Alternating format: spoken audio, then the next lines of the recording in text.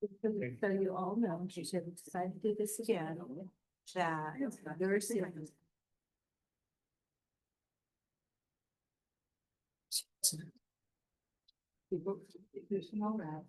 You told me one more.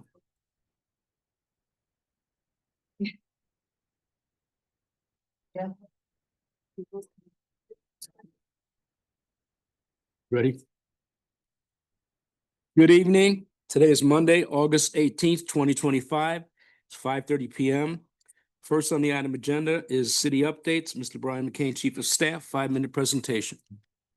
Thank you, sir. Welcome. Just some updated PD stats covering August 7th through the 13th that I'm keeping you updated on weekly. Patrol had 1,043 dispatch calls for service, which was down 10% from the previous week, and 229 self-initiated. The specialized unit self-initiated, we saw 45 traffic, 136 community service officers, 21 parking enforcement, 2 crisis intervention team, and 2 solutions outreach services or SOS. Year to date on the loitering and curfew citations, 558 loitering, 15 loitering by minors after curfew, and 51 curfew in the parks. Our DICE unit has had 34 calls for service, 6 community-oriented policing calls, issued 12 citations, 1 trespass notice, and 2 outside warrant arrests. The Pueblo Police Activities League will open its 15th season this weekend at Roncalli Middle School football field on Saturday for our middle school division, and the fields at Veterans Memorial Park and open space on Sunday for our younger teams. Currently, the league has 489 registered players. There are 4 divisions, middle school, 12U, 10U, and 8U, totaling 23 teams. The games start at 9 a.m. at both locations, and they're a lot of fun if you want to go watch little kids play football. It's kind of like herding cats. El Centro del Quinto Sol, back to school hours starting Monday, August 18th, Monday through Thursday, 3 to 8 p.m., Friday, 12 to 8 p.m., and Saturday, 12 to 6 p.m. Pueblo Transit, free Colorado State Fair shuttle. Throughout the Colorado State Fair, ride free with Pueblo Transit from the Main Street parking garage to Gate 5 on Prairie Avenue. The shuttle operates every 15 to 30 minutes. Parking and services are both free. The hours of operation include Monday through Thursday, 3 to 11 p.m., Friday through Sunday, 11 a.m. to 11 p.m., and Labor Day will be 11 a.m. to 11 p.m. And that concludes my updates. Council, any comments, questions? I think we're good. Next up, item agenda B, Pueblo Zoo Annual Report. Abby Cross, Executive Director, 20-minute presentation. And please turn on your mic when you come up. Thank you.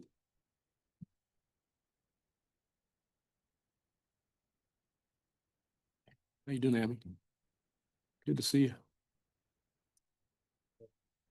See if they turn their mics on. Can you hear me? Yep. Okay, I think I'm the only one talking tonight. I'm going to turn on my timer. All right.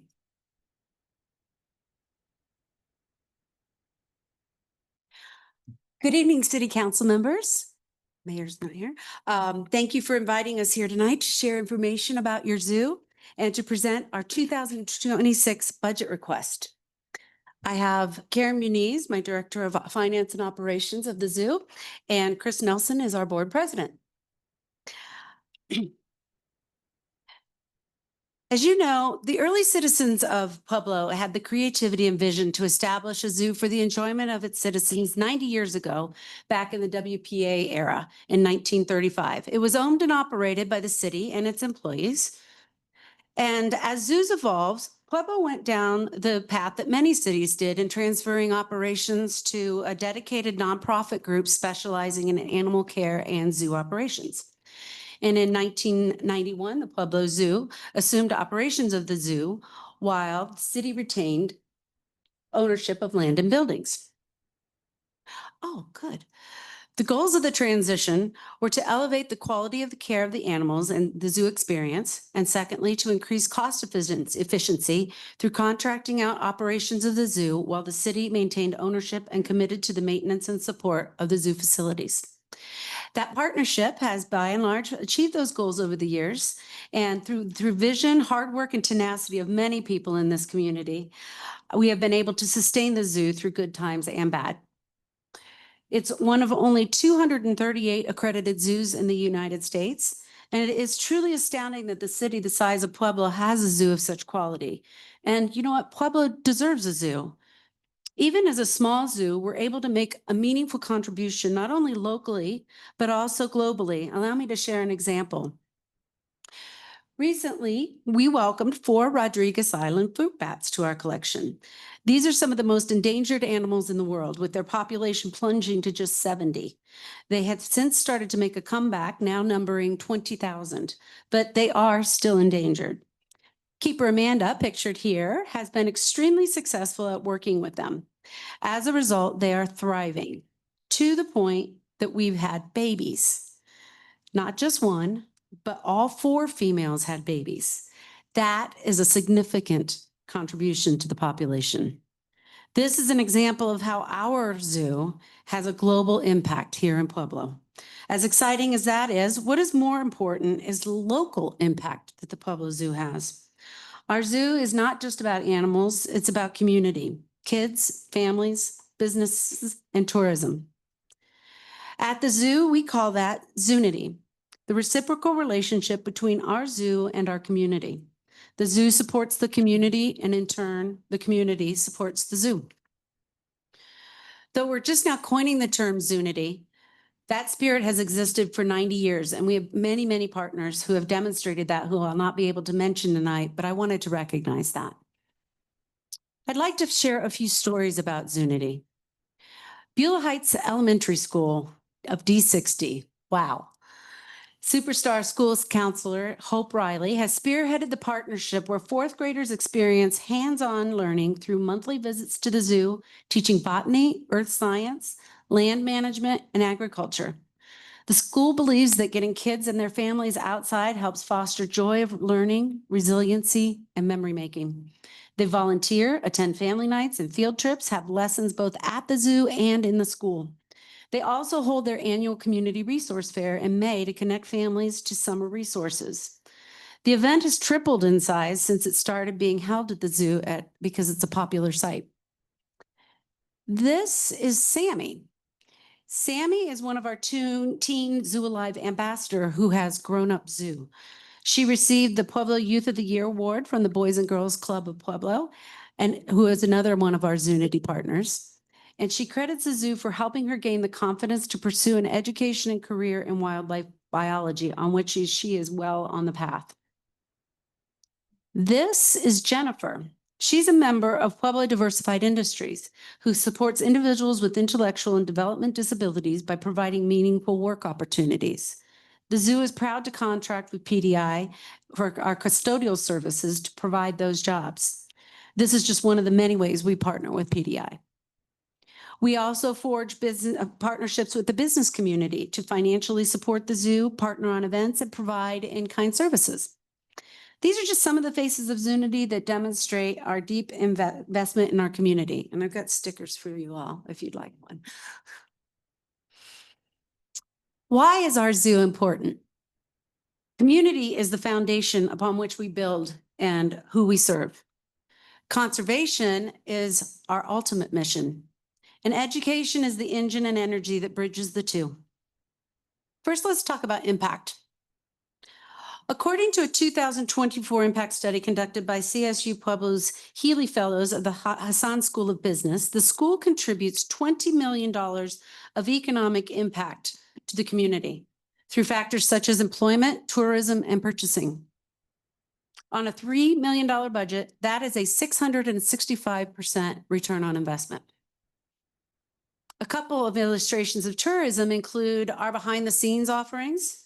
They're gaining a lot of popularity, especially these red pandas. And 71% of the bookings, about 155, come from outside of Pueblo County. And 24% of those 53 bookings come from out of state. These folks travel here for the experience, and then they spend money on hotels, restaurants, and shopping while they're here in Pueblo. We also attract general attendance. 50% of our paying visitors come from outside of Pueblo County. This map shows that we get visitors from every state in the country, especially from the 8 states surrounding us. Texas has a particularly strong showing. I met somebody coming out just today of the zoo. The zoo also attracts funds from outside of Pueblo to our community through grants. For example, we've been working with a coalition of partners, the city being one of them, to secure a grant from Colorado Lottery Funds for $2.5 million over 5 years. Funds that otherwise would not come to Pueblo. So we are optimistic about those chances of success. The economic impact does not take into account the cultural impact we have. The zoo has a 90-year tradition of enriching Pueblo's quality of life as a place for fun, education, and recreation. It plays an important role in attracting businesses and residents to Pueblo. It's important that we ensure access to everyone, regardless of their ability to pay. We partner with sponsors to provide many opportunities throughout the year with free or reduced pricing to ensure that goal, including Mother's Day and Father's Day, Military Weekend, Dollar Day, and Senior Week. We have reduced rates and access programs like Museums for All, and check out the library with our local library system.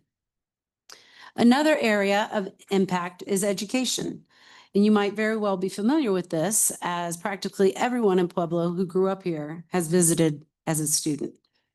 We serve more than 10,000 students a year with programming. We have contracts with D60, D70, regional schools, and homeschools. The partnership between schools and the zoo equal leadership development.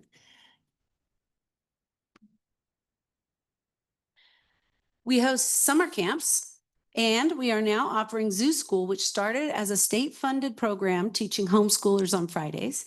And it was so popular, we added a day and opened it up to non-homeschoolers who are self-funded. We are going to add yet another third day this year due to its popularity. Our schools come to the school for formal programming, field trips, family nights, and our docents also travel to the schools to provide in-classroom programming. Our Zoo Alive Teen Ambassador program teaches leadership skills and often sets young talent on the path to careers. All of these things offer the unique outdoor hands-on experience that energizes and inspires kids to learn. And of course, ultimately, our goal is conservation of animals and their natural habitat. That not only includes making guests and students aware of the larger global picture, but also inspires them to act locally. That might include planting a garden to help endangered pollinators or water conservation and other concrete action steps that power people to act and make a difference. I hope this gives you a full picture of what the Pueblo Zoo does and how it impacts and interacts with our community. Zoos are important for many reasons, but the impact and accessibility of having one located right in your community is huge. Now, for the issue at hand, the budget. The zoo is a city-owned property and classified as a non-departmental expense. As such, we've been asked to present to you our budget request. We understand that the city is facing difficult budget challenges and are tackling many other tough issues at the same time. As with all city departments, we've been asked to cut our request by 15% from last year. First, I'd like to provide some context on where we get our funding. Some think we're completely funded by the city, and others think we're privately funded. In fact, we have three major categories of funding that we illustrate by this three-legged stool. Funding from programs, admission fees and education contracts and retail sales and such.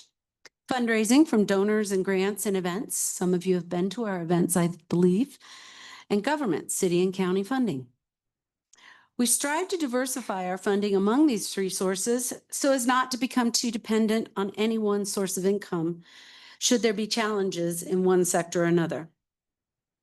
As you can see from the chart, we're on track with diversification, receiving about a third from government and generating the other 2/3 ourselves from the other two categories. In drafting our 2026 budget, we complied with the request to cut 15%. It's my responsibility to be transparent with you as the owner of the property and to our funders to present a realistic budget reflecting what we truly believe is achievable, not a make-believe budget. The zoo is always run on a very lean budget and simply has very little fat to trim. I'm sure you've heard this over the years. The realistic picture of a 15% cut or $135,000 results in a deficit of over $90,000. This is on top of a 15% cut last year of nearly $160,000. A 30% cut in city funding, almost $300,000 in 2 years, is no easy thing to overcome, though we've been putting forth our very best efforts. This year's funding levels knocks us back almost 5 years, wiping out the progress we made to put the zoo on more stable footing. That deficit also doesn't represent what we really need to keep up with inflation and wages. That number would be closer to $500,000 or $500,000. So let's start with expenses, as that's where most people start when cutting. As personnel costs are 63% of our expenses, staffing is the most obvious place to look. And I'd like to point out the blue wave of shirts back here. I thank the board members and our staff for being here tonight. Options for cutting staff are extremely limited. As cited in repeated accreditation and evaluations, we are already chronically understaffed. We have a hard time with retention and recruitment and lose recruits and staff due to pay. Our 2024 turnover rate was 50%. Those staff that are left are in a constant state of training, burnout, and at risk for injuries. This is a serious concern for staff and animal well-being. Still, we were able to eliminate 2 FTEs through shaving some hours and not adding much needed staff. Let's move on to wages. We are legally mandated to comply with increases to the state minimum wage and contribute to family. Yes, believe it or not, many of our staff are barely above minimum wage. In addition, we must address the compression so that those with experience are not leapfrogged by the minimum wage increases. Training.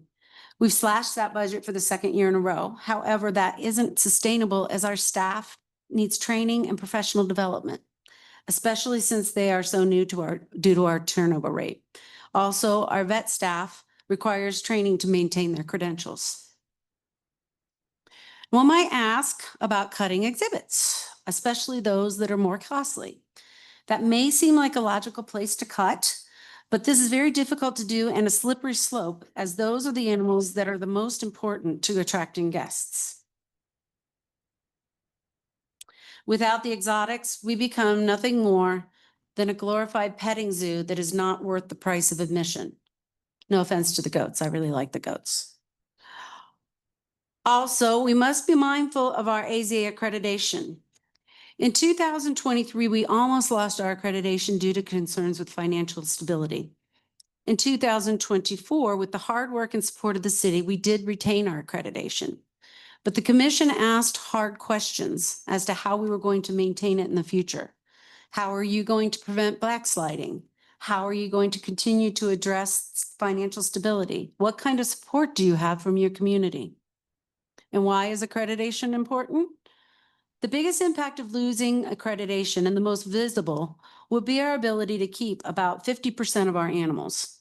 Most of our charismatic animals are at the zoo through partnerships with other zoos and through our membership in AZA. Again, the most interesting ones. Other consequences of losing accreditation include difficulty attracting and retaining staff, loss of quality and public confidence, state laws and regulations, eligibility for grants, and potential for reduced donations. Also notably, retaining accreditation is part of our contract with the city. Now, I want to be clear, our tight budget is not a reflection of how the zoo is managed. In 12 years, we've tripled our revenue. As you can see in this table, in some areas, fundraising by 600%, retail over 400%. Expenses have only doubled in that time, despite inflation. And the society has invested over $10 million in capital improvements over the years. The zoo does the vast majority of the maintenance on this city facility. And we have invested $100,000, and the city invested $75,000 in deferred maintenance in 2023 and 2024 to maintain our accreditation. This has put a strain on our already tight budget. As you know, the exercise of budgeting is an exercise in estimation, as we never have control over all the circumstances. Uncertainties in this budget include unknown cost of living rate and the state minimum wage costs. County funding is not yet determined. Education funding is at risk due to what is happening at the Federal Department of Education. Attendance is down at zoos across the nation due to economic uncertainty, although Pueblo is holding strong right now.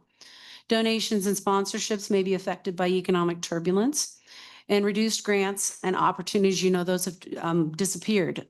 And what's left has got extremely increased competition. Tariffs affect on the cost of animal food, supplies, and gift shop merchandise. As I said, it's my responsibility to be as transparent as I can about our financial situation. Right now, we are looking at an annual deficit of $90,000 or more per year if this cutting trend continues. We likely will fail our 2028 accreditation, and we will exhaust our reserves in 4 years or less. The zoo may be facing closure in 3 to 4 years. And the closure of a zoo is not immediate or easy. It involves keeping animals fed and healthy while staff is fleeing and income is dwindling. To put it in the vernacular of our industry, Pueblo Zoo is currently an endangered species. Please help us in not letting it go extinct. Before concluding, I want to emphasize that there are actually a lot of great things going on at the zoo. It doesn't have to be a sinking ship. Our team has proven our ability to grow revenue, and that is where we placed our focus in this budgeting exercise since expenses are so hard to cut. For our part, these are some of the things we're doing. We're raising admission rates, transferring credit card fees to consumers. We're adding and expanding education programs that earn revenue. That's a potential, and it's not certain, but we're in discussions. Donations and sponsorships, we hope to increase those, but again, that's uncertain. And behind the scenes, as I mentioned, these are popular and we're adding more offerings. But please note, expanding programs and growing events takes time to come to fruition, and it's limited by staff bandwidth. So as submitted in our proposal, the budget request that complies with the 15% cut is $767,655. $767,655. However, this will set us up for failing our accreditation and a potential path for decline. We propose an alternate request of $944,000, which is in no way extravagant, but will help us keep afloat. None of us want to see the wonderful things that the zoo does disappear.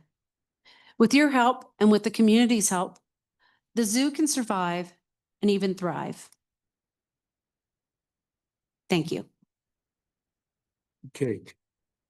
Anybody, any other comments from your guys? There, you good? Got a couple of minutes. Council, any questions? Joe, Councilor. I don't have any questions. Councilman, Abby, you know how much the zoo means to me. You know how much young people mean to me.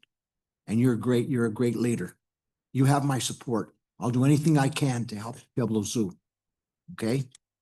All right? God bless you and God bless them. Joe. Councilor Flores. Where do I start? Wow. The irony of this is, I think the citizens need to understand that the property out there belongs to them. I mean, they own all the buildings out there. They own all the animals. So the city really has a different relationship with you than with a lot of other organizations. You're really the caretakers of that. But the irony, that's what is happening to your organization, is that if your employees were employees of the city, you would be getting a continual raise for your staff. And in many ways, you're really an extension of the city on a contractual basis. And so I really think that the cuts that are being proposed are really unfair to your organization. And you can zero in on the difficulty you're having in retaining your staff and really paying them what is just really a normal wage for the kind of work that you do. So I do have some questions, direct questions, but I want you to know that I understand what's going on here. We are asking our various departments to try to cut their budgets, but nowhere are we asking them to cut their wages. And there may be, you know, a necessity to maybe lay some people off or that type of thing.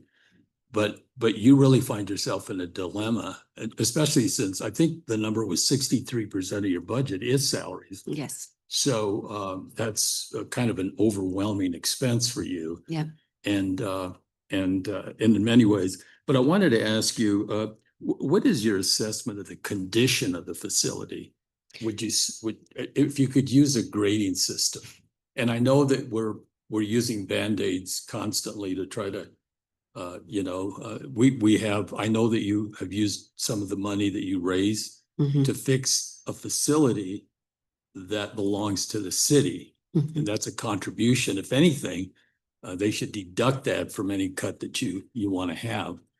But how would you rate the facility condition right now? I have a teacher here, so at the moment, I would probably say a C because there's combination. We have to maintain our grounds well because we won't get accreditation otherwise. And we've done a lot of that. If you've been out there, the flowers, we have a very small buildings and ground staff, and they do a phenomenal job. And we've got some great skills that they've been able to fix themselves. But this is a 90-year-old institution, and those are WPA institutions. And they were also, a lot of buildings were modified on budgets for many, many years. So some of them are not actually built potentially to code. Well, no, I didn't say that. But they are to code, but they are aging badly. And they've had a lot of Band-Aids and repairs. So I would say a C based on the combination of the very old facilities and the hard work that we did in trying to keep them as up to snuff for accreditation.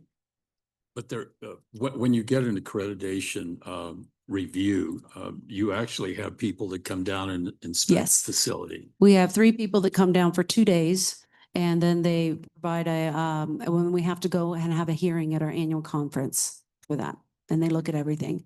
I would say some of our buildings are, I know the Eco Center has got some issues that we need to take care of with the foundation. And the World of Color has some leaking issues with the roof. And they're pretty old. Understand.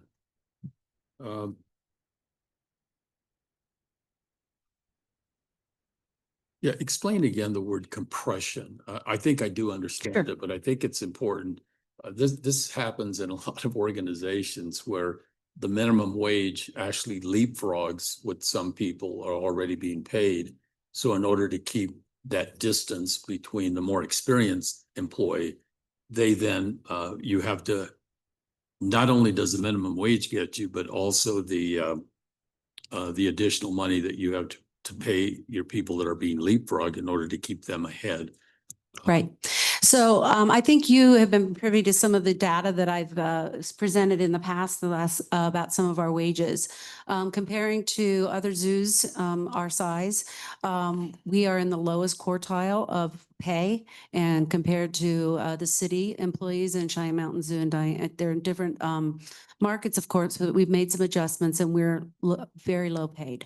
That means that many of our staff were not paid much more than minimum wage, even though they have a 4-year degree when they started with us. And there's not a lot of space between their wages in the different levels. For example, we have about 3 levels of zookeepers. So the space between those salaries are not very large. So state mandates that we raise minimum wage each year based on the CPI, the Consumer Price Index. So we have to raise those minimum wages by law, but if we don't raise everyone else, we're either going to leapfrog their wage, or we're going to come so close that people with experience and tenure, not tenure, but seniority and experience will get overcome as well. That's And compression. My last question has to do with, is your contractual arrangement with the city similar to the Beulah Mountain Park or to the HSPPR for our animal shelter? I always, every year I ask that question, and I know that it's different, but explain the difference. I haven't read the, well, there are some similarities and there are some differences. We're similar to the Nature and Wildlife Discovery Center, because we're owned by the city, the buildings and the grounds. And we, as you said, are a caretaker of those properties. And I think that there are some similarities, but, not completely. I know that the HSPPR, the Humane Society, they, look more like a contractor with they have a schedule of what is expected over the years. We're actually looking at that as as a model to update. We've been in discussions with the city to update our contract because they're different because they were contracted at different times. Here's the irony. No more questions, but Okay. just my comment. Here's the irony is that we get the benefit of professional people that know how to run a zoo. You train your people how to run a zoo. You provide the right dietary food to our animals. You do all the right things. And we get the benefit of all of that.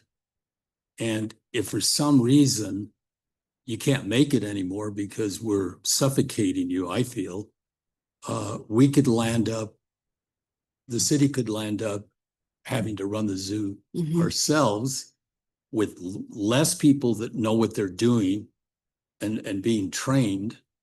But all of a sudden, their salaries balloon up to the level of our other employees in the city with probably additional benefits.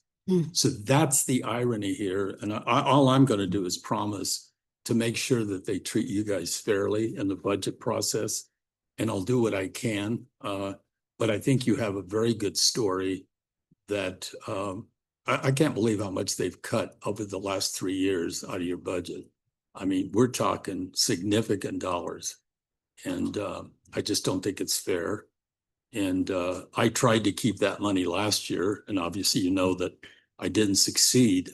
But I think we have a better story today because I think you've reached a critical juncture where you're going to have to be treated more fairly. And I'll do whatever I can to make sure the community understands what's happening to a very great amenity that in many ways, I call you guys net givers. You're providing economic development to the community and you're not giving any credit for it. And there are people, when I take my grandchildren to the zoo, I run into people from Lamar, Trinidad, and they're spending the money here in Pueblo, not only to get into the zoo, but to go have dinner. They might even spend a night at a hotel. So anyway, thank you for what all of you do, all of your staff. I recognize, you know, how important that amenity is to our community, and that somewhere during the budget process over the next 3 months, I'll do my part to see if I can send that message to not only the community, but to the council here. You are in a different position than a lot of other organizations that we do business with. To me, you're no different than the contractors that we contract every day. We don't even budge when their material costs go up 25%. They have to pay Davis-Bacon wages, all of that. I just don't understand why we can't treat you fairly. And I promise that I'll do what I can. Thank you, Thank you. Councilman Flores. Council Maestro. Ms. Council Martinez. Thanks, Abby, for Yeah. that presentation. I do love the zoo. Yeah. I have a couple of questions. Can you remind me how often your accreditation is? Every 5 years. 5 years. And So now last it's going one to was be 2020. 28 because we had to go back twice last year Okay. because of the tabling. Okay, so the next time that you start the accreditation process will be 2028. But whenever you do go through the accreditation process, they look at the duration of the 5 years. It's not just like that exact year, right? Correct. Okay. Correct. And can you remind me, because I know that our friends over at the county contribute some to the zoo, but I know that it's not at the amount that the city provides. Can you talk a little bit about that? Sure. They have given us 2 sets of money, operating, which is 897. And then capital, in which we submit a list of projects that we'd like to accomplish in that year. And we work with them and we get funded for those things like shades for the animals or pumps or grading the roads, things like that.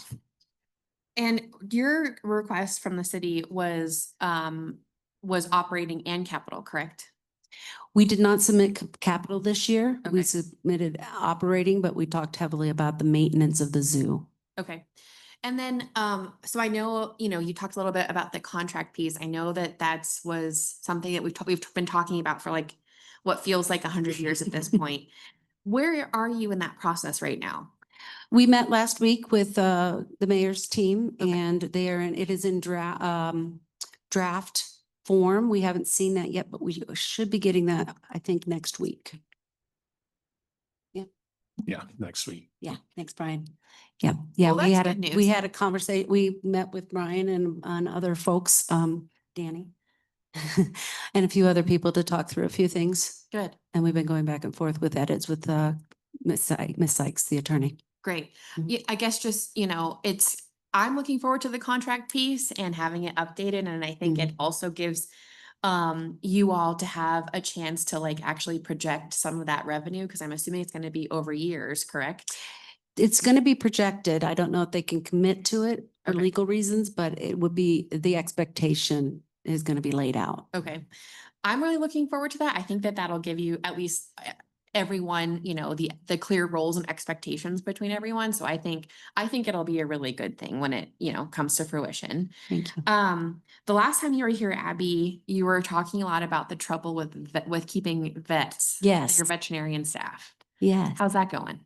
I'm very happy to say that my vet is here. Oh, good. And we're very happy with her. And we just this week hired a vet tech. Great. So I have to say that we were very lucky because, as you know, we have an extreme vet shortage in the country, and Right. Pueblo is even worse in Southern Colorado. So I'm very, very happy with the recruiting. Great. Well, good. I'm glad to hear that. I Thank know you. that was like a fire that Yeah. was happening. So I'm really Yes. glad to hear that. One of my last questions is, I guess just thinking about, help, because I know that running a zoo is 24 hours a day, right? And thinking about staff shortages, do you guys have any internship opportunities for PCC or CSUP to help, or what does that look like? Sure, we do. We have interns. I don't know if any of them are here tonight, but yeah, we have some interns. We've been on, we have a relationship with all three colleges, CSU, PCC, and also Pikes Peak Community College. Great. They've got a zookeeping school, and CSU has some biology programs, et cetera. And that is one of the education areas that we're looking at to expand, that I mentioned earlier, and potentially be more meaningful for their curriculum as well. And our vet also takes interns when time allows. Great. Actually, she has one now. I'm just thinking that would be a good opportunity to get more like hands-on help, right? For Mhm. a really nominal Mhm. cost, if not anything. They're invaluable. If we didn't Right. have interns, I don't think we could do what we Great. we Okay. do. I'm glad to hear that, Abby. Yeah. Okay. And then my last piece, And we end up hiring them as well, oftentimes. good. Yeah. Good. My last piece is talking about family. So I know that agencies have to pay into family, but the Mhm. last thing that I heard is that there are potentially waivers available because Hmm. governmental agencies don't have to pay into family, they can opt out. And so the last thing that I heard was that if like quasi-governmental agencies, which I'm assuming the zoo would be one-ish, I'm curious if you guys could opt out of I paying don't think we family. can. I think we looked into that because I know the city doesn't have to provide family, and I don't think we qualify unless they changed something really recently. Okay. But when we looked into it, we knew that there was an opt-out Let me look into that for you. Okay. And I wonder if that would be something even at the state level. I wonder because it is putting a pretty big burden on Mhm. quasi-governmental or even like nonprofit agencies to pay into family leave. Mhm. I wonder if that would be like a potential state bill to have because right now, like if you're a governmental agency, you don't have to pay, you can opt out and then you don't have to pay into that. So it's cost savings. Right. I wonder if that would be I'm just thinking out loud, if Yeah. that would be a potential bill to run during the next legislative session for agencies like the zoo, who are like, quasi-governmental, to have a waiver to opt out. Because that would be, I'm assuming, substantial cost savings. It would save us money. I will say that we are not eligible for, what's the program? With, I think the city employees are covered by family leave and, We're just under. and we're not eligible for that. So yes, it would save us money. But we'd also lose. Yeah. Yeah, the FMLA, exactly. But we're not eligible for FMLA. Okay. So we wouldn't get benefits. Okay. So there's a double-edged sword there of getting no benefits For for, what you pay. yeah. What the heck? Ah, I'll look into it. okay. 43 full-time. Can you speak into the mic? We're right at 43 staff, full-time staff members, so we're just like 7 under the FMLA benchmark. It's 50. Dang. Okay. Yeah, we're caught in the middle. We need to fix that. Yeah. I can't fix it. I don't Yeah. think city council can fix it, but Yeah, okay, let's talk more about that. okay, thanks. President Mark Ayler. Thank you. Thank you for the presentation. That was good information. You know, we're so blessed as a community to have the Zoological Society and all of the volunteers, the board, everybody that works so hard to keep that zoo open Thank and running. You know, we all owe you a great debt of gratitude because it's a fantastic amenity for the community. You know, many years ago when I served on the board, it was just, I mean, no matter what we do, we have to save our zoo. It is such a big amenity for the community. I mean, a town of 125, 130,000 people to have a zoo of that quality is just phenomenal. So I think we have a responsibility to the community, you know, to keep these amenities afloat, keep these amenities open. What that looks like, who knows? I mean, this is tough times, obviously, and a lot of tough decisions have to be made. But we can't lose sight of the fact of how important this is to the community and how important it's been for many, many years. Thank you. Just a couple of observations, you know, every year I don't go out after dark and partake in the party life or anything else like that. But I always get tremendous feedback on when you have the programs that you have, not only Zufari, but the beer and the food trucks and so on and so forth. And I hear from people that I know that just say, man, that was wonderful. What a great time we had that night. Glad to hear that. Counselor Bosser and myself were working on a deal down at the Riverwalk where we felt, you know, we always hear from the community that there's never anything to do in Pueblo for the young people after dark, whatever, late night. And so we wanted to come up with an idea down at the Riverwalk where every Friday or Saturday night we're still working on it, but it's a long ways from being a done deal.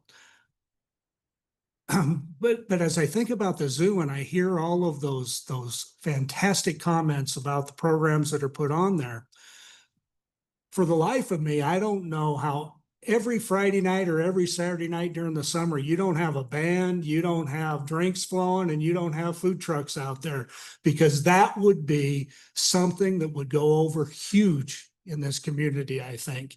And then when I think of that, I don't know what the overhead is. I don't have a clue.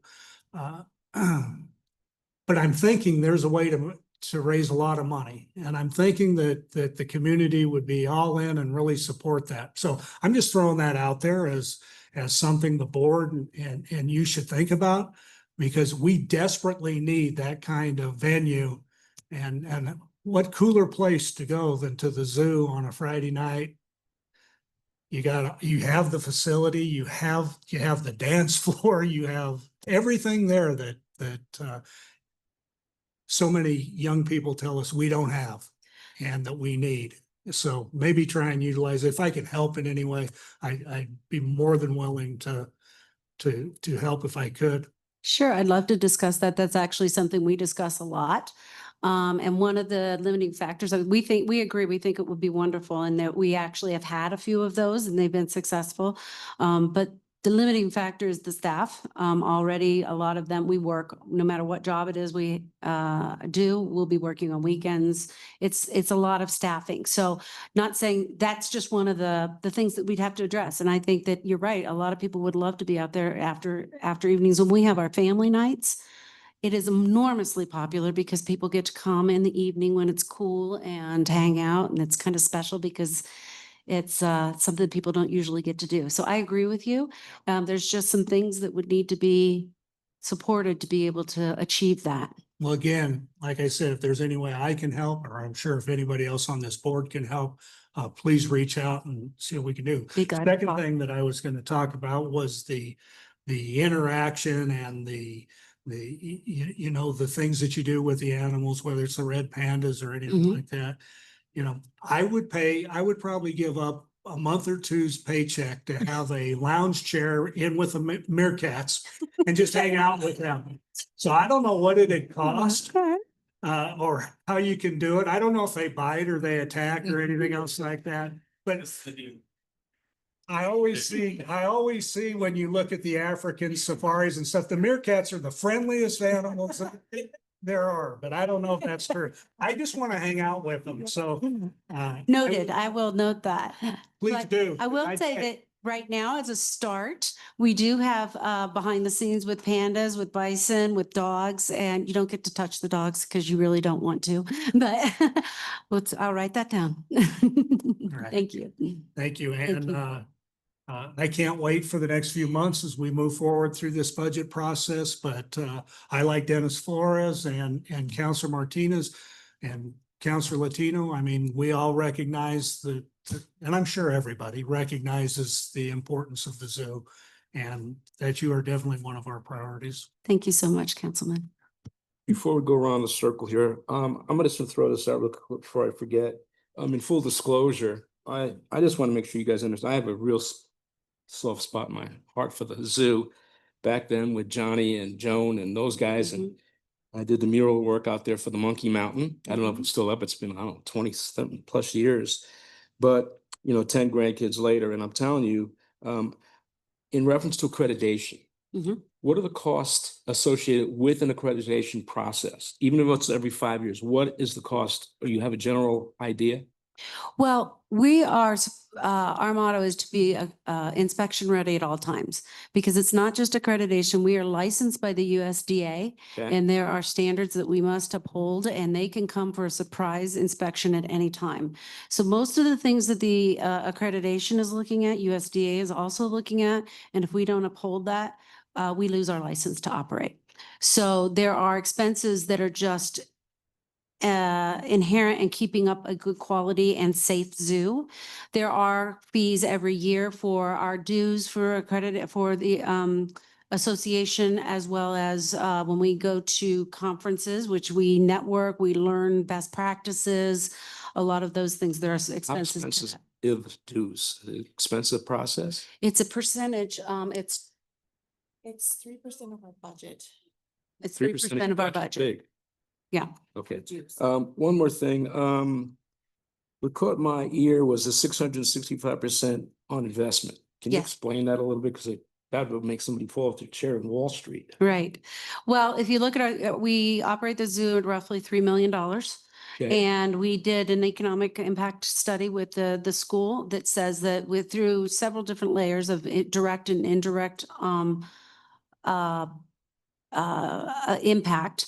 This is through a program called IMPLAN, which is the gold standard of doing impact studies in different industries. And they put us in our zoo industry, and they are able to calculate what kind of impact that we're giving back to the community based on algorithms and other data that we give them. So that number came back as almost $20 million per Wow. year. Fantastic. Council Maestri, please. Thank you guys for coming in. This is a difficult time of year, but to come in with an update and give us some heads up of what your needs are and what's going on come budget season. I appreciate it. And thanks for all your work out there. Thank you. Thank you, Councilwoman. Okay, thank you. Councilor Latino. Yes. Abby, I see these young people out here. Are they part-time employees? Are they there for the summer? Are they year-round? These are mostly our full timers. We've got a lot of zookeepers here. We've got our zookeepers. Maintenance, administration, education, volunteers and docents, significant others, board members. Yep, Guys better get back to the zoo I sometime. want to thank, they're in bed. Abby, I want to thank them. I want to thank you all for what you do. And young people have a special place in my heart because of my background and stuff, but thank you. Thank you all for what you do. You make Pueblo what it is, the home of heroes. Thank you. And thank you, Abby, and your staff. Thank you. Thank you very much. Any other questions or comments from the council? Just one more thing. In reference to the percentage, and I don't know how you figure this out. I don't know how you can figure out a steady number for how many animals you have there, but is there a percentage in reference to endangered species? Is that something Of how much they of the cost? total animal population, what well- percentage? Because that's an expensive proposition, right? The 50% number that I gave you is based on what we call the SSP, which is the species survival programs. Okay. And those are all endangered at some level, or they are classified. So the majority of those are endangered. And those are SSPs, survival. And you said we're one of 238 accredited zoos? Correct. Can you give me a better feel for what that means? I'm trying to understand. One out of 238, we have 20,000 cities in the United States. What does that mean? Well, that's 4.5 per state or so. And you have anywhere ranging from us to San Diego Zoo to Disney's Wild Kingdom. So there's, and everything in between. So 4, and we've got one in Pueblo. Mm-hmm. Wow. All right. Any other questions or comments by council? Anything you guys want to, excuse me, Mr. Brian McCain? I just wanted to make a point of clarification that I know what the non-departmentals were asking, the 15% cut for everybody, and we're going through the negotiations on the contracts between all of them, and they are unique. Some are similar and some are unique to the service they provide. But this is the same request that we asked our own departments to make as well and go through staffing. You know, any jobs, we're going through the staff, the jobs, what needs to be cut as far as positions that are unfilled or not necessary. And then 15% across all departments in the city as well. So it's not just the non-departmentals, this is citywide for our departments. That's it. One other question. Do you have, in reference to applying, and these, I guess the conservation funds are specific to endangered species. Am I thinking about that right? You mean to apply for funds from those? Right. We do not. In fact, most of those organizations are fundraising themselves to do the work in the field. It's very expensive to do work in the field. So there are some grants out there, but they're usually for large zoos that can go to the field and do that kind of research, et cetera. Do you have an internal grant writer on staff? Yes, we do. Okay. And we've written a lot of grants. Some of the conservation ones are not so much because they're all looking for money too. But we've looked at a lot of, we actually got an IMLS for education activities. Some of our local folks, again, the Colorado lottery is one of the things that we're looking at. We try to turn over as many rocks as we can for grants. Well, thank you. Anything else from council? Thank you guys back there, the unsung heroes, but we really appreciate you coming. But if there's nothing else, I think we'll conclude. Thank you. Thank you so much for having us. Thank you.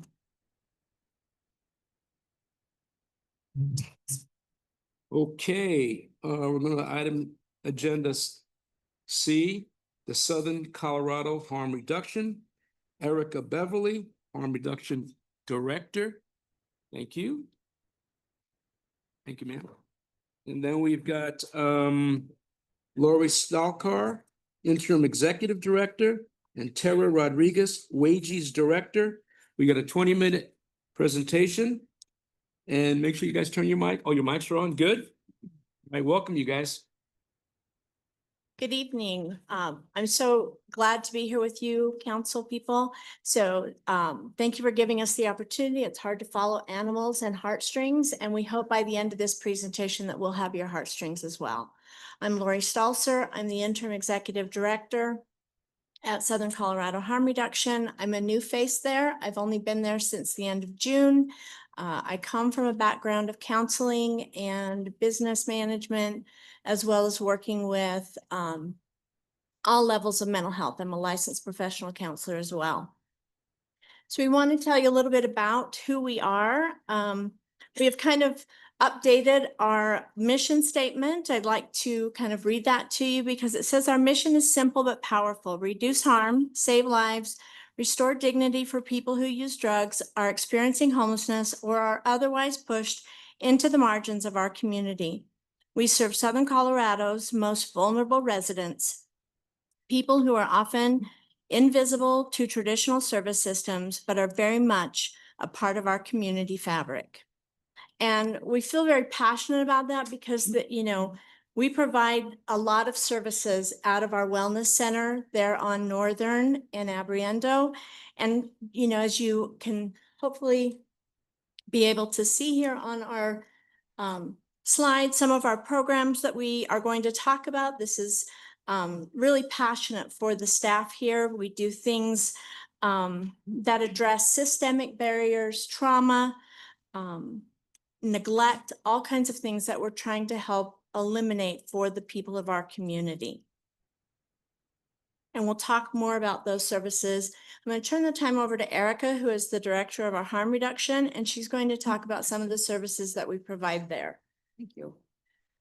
Thank you. Here at SCARA right now, there is 3 of Pull us. the mic a little closer. Sorry. Here at SCARA, there's 3 support specialists. So we specialize in resource navigation. What does that look like? We work with all walks of life, whether it's an elderly person needing senior living, whether it's somebody getting out of county jail and they may need resources like getting connected with a primary care provider, education, employment, wellness. I do a lot of outreach to meet with landlords to see if they rent to people that have a background with felonies. If they don't, I like to advocate for our clients to see what we can do to get them housed. So right now I work with 6 different landlords in the community who do rent to our clients. So that's been amazing to have. We help people getting out of, we help people, we do outreach with employers to see if they will hire people with backgrounds as well. Our main goal is to help people be successful. Life is hard. I'm in recovery myself. I used to be a heroin addict for 17 years. And because of a harm reduction center, it gave me an opportunity to be able to help people that are in the same situation. And we work with, like I said, a lot of different people. We have clients who may need to go to treatment. We have clients who are trying to fight for their kids right now. I go to court with our clients. I advocate for them and let the court system know that let the courts know that they're doing what they're supposed to be doing. We work with a lot of different community partners. I send a lot of my clients to treatment such as Hazelbrook, Sober Living, Crossroads, and it's just really nice to be able to be that person in the community to just give that kind word and that support to our individuals. Our LEAF program is a class that we provide inside Pueblo County Jail. It stands for Life, Empowerment, and Fulfillment. As of right now, we're going to be restarting. We just got connected with the master deputy to get back in there to provide these services. That class is so amazing. I've had a lot of success stories from that class. In that class, we help people knock down barriers and create a roadmap for success, to get out and be able to know that they have the help and resources so they don't have to go back to what they're used to. We help them create a budgeting plan 30 days before their release. I get with them to see what barriers they may have, to see if maybe they need to get on MAT treatment, to see if they need housing, transportation, clothing. I want to start being able to meet them there and provide them bus passes and the resources they need when they walk out those doors so they can be as successful as possible.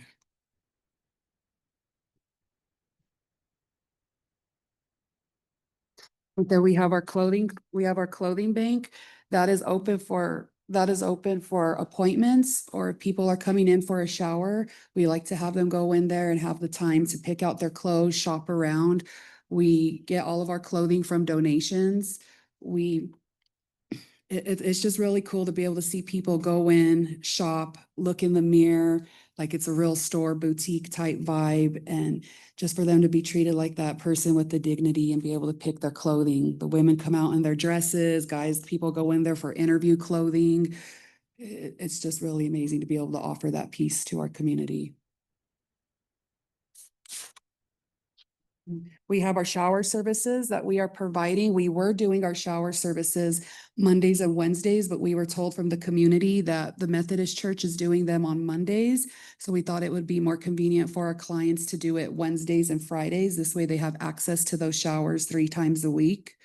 So on those days, people are able to come in, they get a shower, maybe eat a little snack. They're able to look through the clothing, get connected with the peer to see what resources they need. From the shower program, I would say we have anywhere from like no less than like 25 to 30 people a day. And it's just so cool to see those people come in. They're coming in, they're having this rough day, they're having a hard time. And they go in, they shower, and they're coming out, they have their new clothes on, they feel good, they're looking good, and it's just so nice. So after they shower, I send a lot of people up to our digital lab upstairs, and I have them go up there, create resumes. This way they're able to come downstairs and work with the peer and start on their employment piece.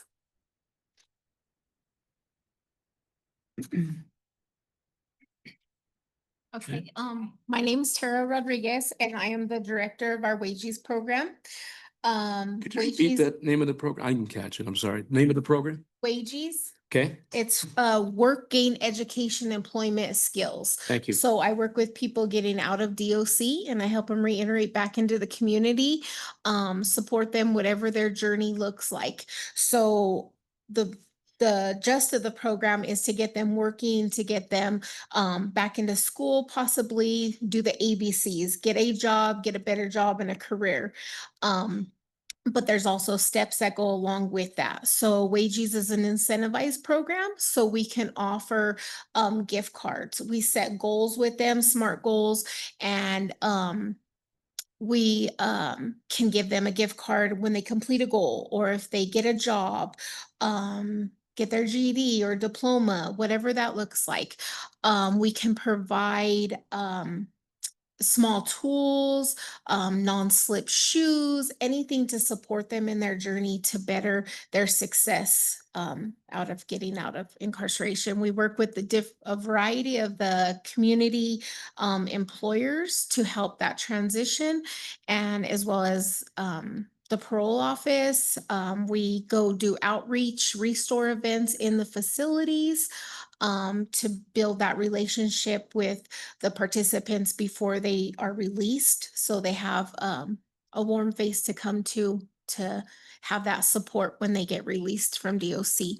I also run our Wages House, where I can hold 6 men on parole in there. It's a transitional housing, so we are able to house them from 9 to 12 months typically. They don't have to stay that long, but they are able to.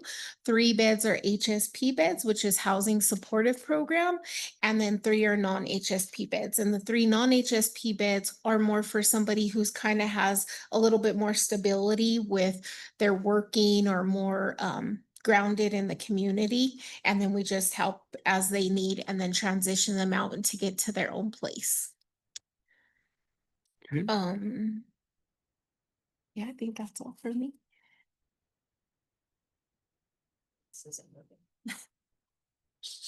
Talk about our AccuDetox services as well. Definitely. So myself and Erica are both certified in AccuDetox. AccuDetox is the 5 pressure points in the ear that help with insomnia, cravings, anxiety, chronic pain, withdrawals, just kind of whatever your body's needing, it knows how to help with all those things. It's amazing. So we both, I just recently got trained in it, so I'm kind of fairly new, but I still love it. I think it's very beneficial. Anybody's able to walk in the door and request it. There's no charge. Yeah. We also like to use AccuDetox for people who are going to treatment. It just helps bring your whole like inner system, energetic system that's just may have a lot of chaos up there in your brain, and it just helps kind of lower that down. And so people like to do that before treatment. I've seen people in a full-blown heroin withdrawal come in, and as soon as I put the needles in, they're sleeping, they're out. I've seen people come in going a million miles an hour off of methamphetamines, put the needles in, and they're out, and they wake up and they're like, wow, I feel like so much better, or I feel so different. We also have people who have chronic pain, back issues, people who have stressful jobs, different things that they come in, and that's their 45 minutes of their peaceful time. And if you haven't tried it, highly recommend you come into the space and try it. We'll even come to you guys. Yeah, it's a nice time. It really is. One of the ladies that I did my training with, she goes to the city in Denver and offers AccuDetox for city members. So, and people love it, so. And yeah, we talked about the clothing bank. We also offer once a month on the fourth Friday of the month, the LGBTQ Youth Resource Day. We serve ages 12 to 24. We often have vendors, we have clothing out, we have arts and craft activities, health resources. We provide lunch and snacks for these youth, and also free HIV Hep C testing for them. And it runs from 12 to 3:30, and we're offering that this week on Friday.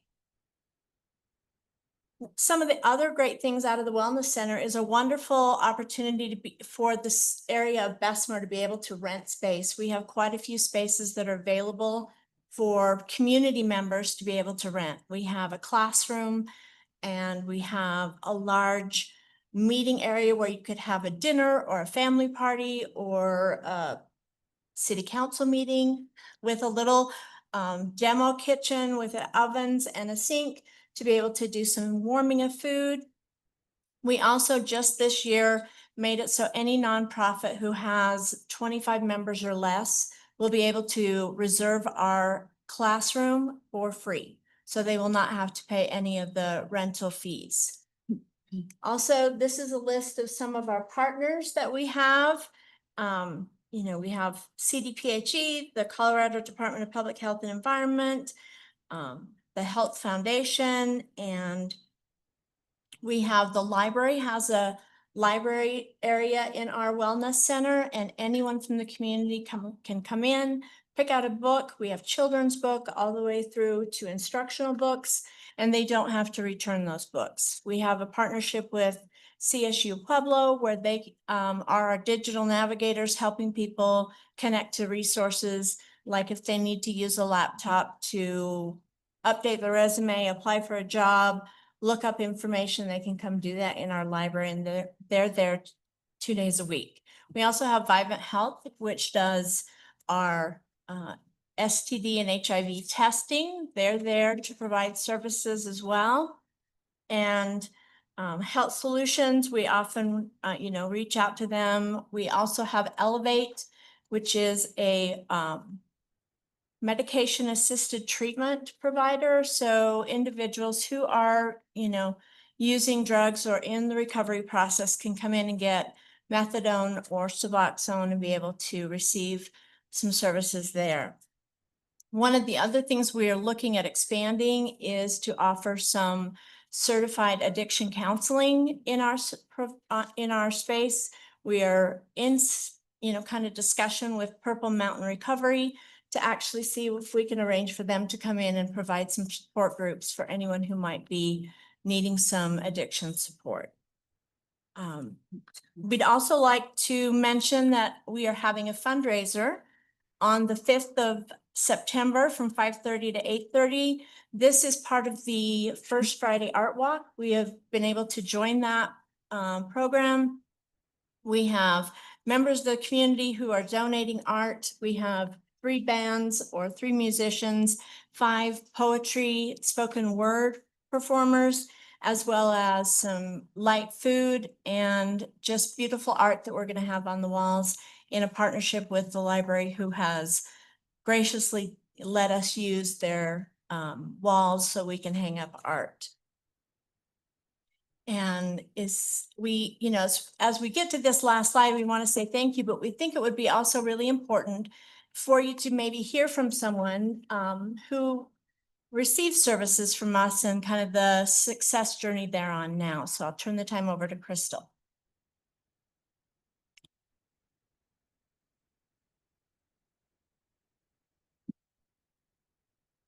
Good evening, members of City Council. My name is Crystal Archuleta.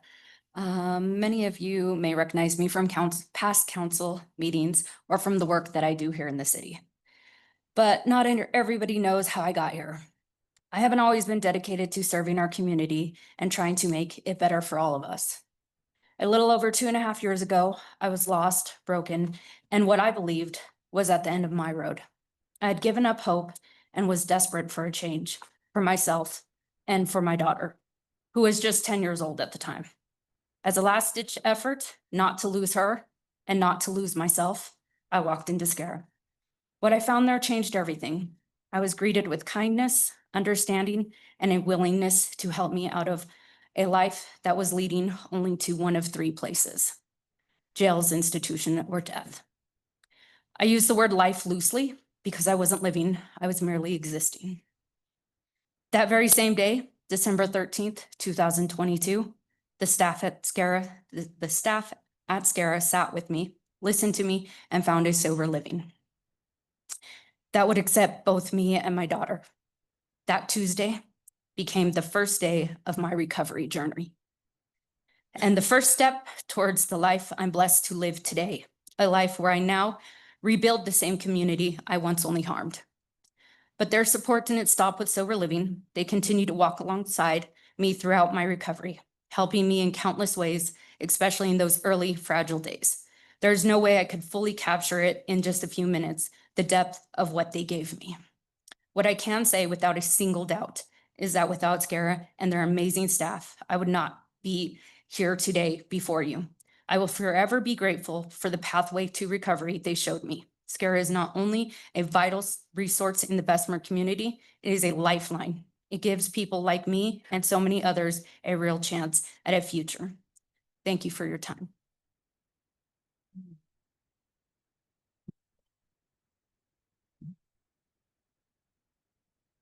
Before we close up, I just want to express that it is so great to be back working in Pueblo. I've lived here 21 years and I've worked out of the city for a while, and I'm so glad to be back and see that this resource is available. I have experienced a loss of a child who tried to receive services and did not. And so it's just really a nice thing to see that we have something in our community that can help people when they're at their lowest and hopefully get them to the same place Crystal's at. So thank you very much for your time. Thank you. I'm not directing this at you, my concerns, because you're not the past administration. I have a real problem with needles, okay? Because of the things I've done as an educator and my background, and finding needles on the streets and on school campuses throughout this city, okay? I'm not a real strong believer in the needle exchange program. I'm really not. And, but when it comes to helping people, my heart is there. However, we have a new administration, basically, based on what happened and is my understanding. So this thing with the homeless, I'm dealing with something that came up today came to my attention in my community. And again, a lot of what we're dealing with in terms of this community are people coming from other parts of the state and the country because of the needle exchange program, and they know what's going on and they get their needles and that's it, you know? So I need assurances. I need assurances that somehow this is going to be attended to, because sticking a needle in a dispenser doesn't fly with me. It ain't going in a dispenser. When they're so lit up on fentanyl and everything else that they're on, they're not going to take time to go put a needle in a basket someplace. So I know I know that, I don't know. Again, I have compassion, but I just can't. I can't support this. I just can't. Thank you. And I absolutely appreciate what you're saying. I don't think there's anyone at Southern Colorado Harm Reduction that doesn't feel the same way. We are also very frustrated and challenged when we hear of that happening in our community. And I've personally spoken to community members in Bessemer and asked what we can do. Some of our greatest opponents of our neighbors saying, what can we do to help with that? And I was told, help us clean up the neighborhood. And so starting on Thursday, this week, after the syringe access program, my entire staff will have reflective vests, and we are going to walk the neighborhood, asking our participants who may be out there, and even people who aren't our participants, to be good community neighbors and to not, loiter on others' lawns. We're going to pick up the trash and all of those things. And we are going to make a difference because we do hear exactly what you're saying. And we've heard that from our community of Bessemer. So I hope that gives a little pause. I know it's not the whole city, and I wish we could walk the whole city, but we are starting where we can. My concerns are kids. That's my concerns. Bradford Elementary School, as an example, was inundated with needles. That's my concern. Kids are my concern. Absolutely. Picking up the neighborhood, that's one thing where there's adults, but children are my concern. Agreed. And I want you to know that I have reached out to Access Point, the other provider in the city that does provide a service similar to ours. And I'm looking to partner with them to how we can make a difference in the whole community. Have you contacted School District 60 or Pueblo City Schools, and the Pueblo County Schools? Have you talked to any of them? No, because school has been out. Now that school is back and I will be able to reach an administrator. I'm talking about talking with the superintendent of schools and their staff. No, but that is a great idea, and I will do that this week. That's important to me. It's very important to me. Because the other thing we want to talk to District 60 about is we have washers and dryers, and we want to open that up to our community members and to the schools, because we know that a lot of kids don't go to school because they don't have clean clothes or aren't clean. So that is another area that I can talk to them about, is how do we come in and help clean up the schools? I'm gonna jump in here real quick. Thank you. This is real central to my district. Long before the needle exchange program, the health department was dealing a lot of this. And then we had Access Point, and as you guys know, I was a huge critic of this facility.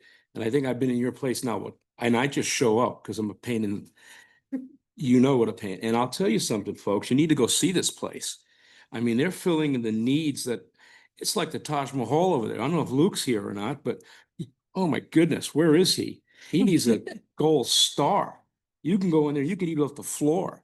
You can go, they have a walk-in, and I'm gonna work any way I can to help that to fruition, because that fills a lot of the need for the food desert requirements that we have right there. Dollar Tree's gone, we know that. Going, just walking to King Soopers to Safeway is a pain. But what you guys have done there, and then you got the library. I mean, people, they're good and bad with a lot of things, and they're trying to do the best they can. Now, I've made a recommendation, I've met with them, and I said, maybe a nice mobile unit with the needle exchange or the act, maybe we could do something like that. Maybe we could look at another place that's separate from the residential area and from the iconic businesses that are on me all the time. But I think we can work things out. I think we can make a compromise. I think we can make a lot of people happy. And I'm just telling you, for me, like I said, I'm not one of your biggest fans, and I'm going to do everything I possibly can with the help of council to see that you guys are keeping launching forward. And I can't wait till you open the grocery store. So thank you. Thank you. Anybody else? Sarah, Council Martinez. Yeah, I really appreciate that presentation. Similar to the grocery store that was just talked about, when we first heard about this building, the kind of dream or the magic wand was to walk in and there would be a grocery store, and then also on the second floor, I think also like some sort of primary care or medical treatment. The last time I was there was not necessarily a grocery store, but can you talk a little bit about updates with that? Yes, I have reached out to Karen Share, and currently right now they're not accepting new partners. Yeah. So I have got our application in. So as soon as they open that up, we can become a partner. I have also met with the soup kitchen to see if there's any way we can partner to provide some additional food products that we can offer to the community. And I'm looking at, our grant writer has just applied for 4 new grants, one of which is to help us provide food in the community. Great. And then we had someone who unfortunately left us in July who was doing wound care. And so we're looking at how we can stand that up a little better so that we can provide. But we are doing referrals to the community health center to help people get the help that they need if they're Great. medically fragile. Okay. And I know that it says interim ED on here. Is the plan of the board to, fill a permanent ED role, or what's the leadership Yes. plan? Okay. I was informed it would be 6 to 9 months and then they would post for a permanent position. Okay, great. Well, thank you for everything that you do. Thank you. Council Ministry. My concern with, has always been about the center, is the mixture of children. And now prisoners weren't, convicts were not spoke about the very first time you came in, but you have you want children to come in, but you have convicts there. You have active drug users there. I mean, what is your philosophy behind that whole thought process of allowing children to be at the center with, offenders and drug users? Absolutely. One of the important things is that our youth program is once a month from 12 to 24. So what we're hoping to do and what we have been able to do since I've been there is to not have the WAGES clients have appointments on that 12:30 to 3:30 appointment on that Friday so that they're not there. Our program is not open for, the unhoused or those who use drugs to come into the building. But I will tell you that we have a separate entrance for the individuals who come in for the harm reduction services, and that's on the side of the building. And our front doors are now open. We have a front desk staff. And so we are encouraging community members, families, anyone who wants to use the library, they can come upstairs to the library,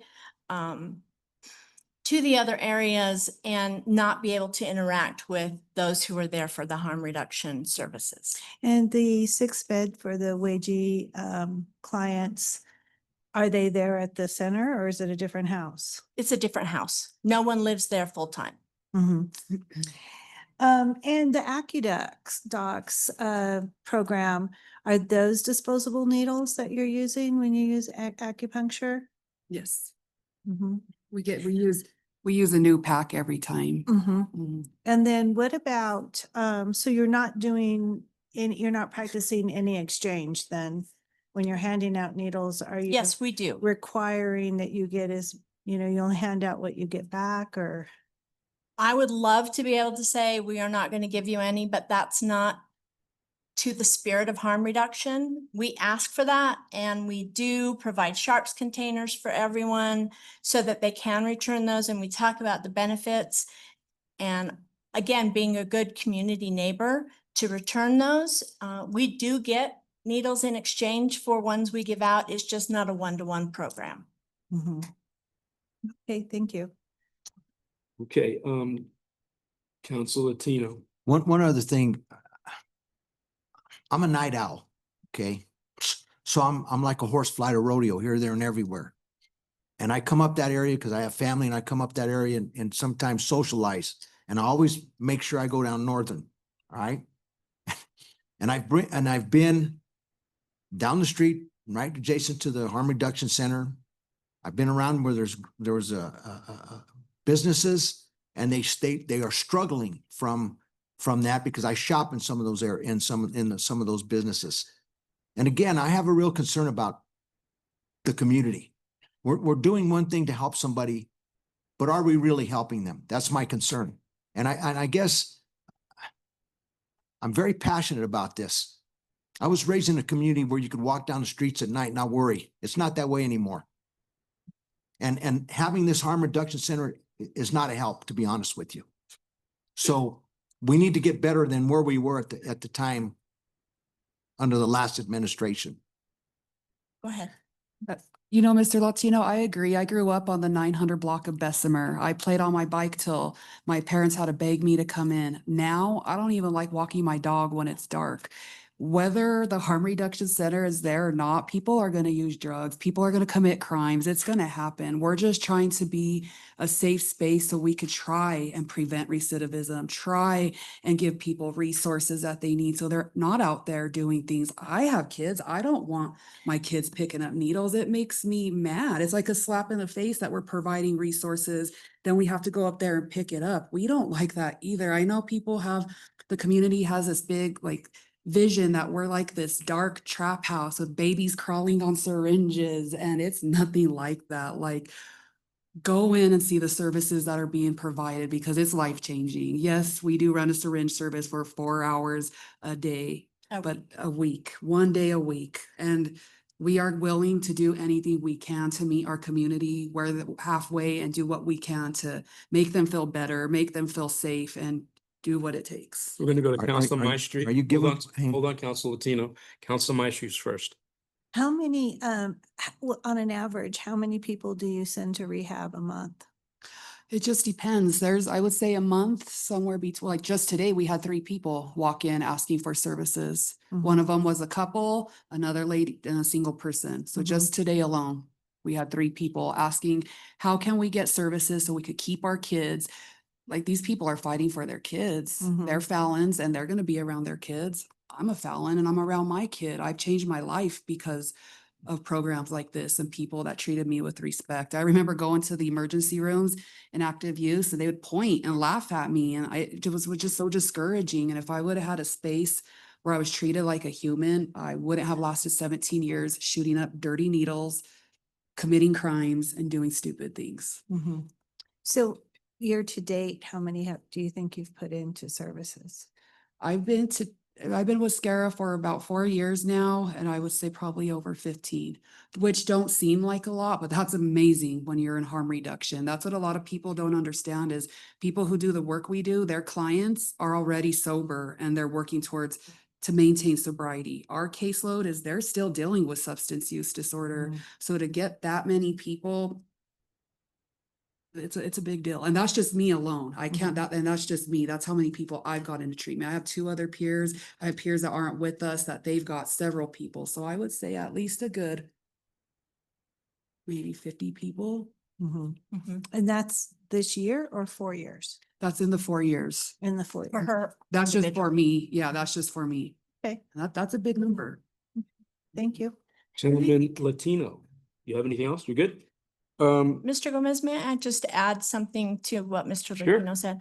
I have done I've made a conscious effort to be that person who goes out and talks to community members. Erica goes every week, especially on shower days, and talks to the community, lets them know of the great things that we are doing, like showering, and helps get people off the street to come in and get showers. And I think just in listening to what you said of the previous leadership at this organization, that's a change that hasn't been there, at least in this since November of last year, is that we want to talk to the community, business owners, neighbors, all of that about like, how can we be that good partner and neighbor so that we are helping the community and not hindering the community. Council Latino. I got a call this afternoon from a community member in my district about the homeless. And I'm not going to digress from the topic about the homeless camping right next in the park there, right next to Bradford Elementary School. And again, people are coming here and these people are coming here because they can get these kinds of things from this city for nothing. And one of them is the needles. And again, we have to work as a team.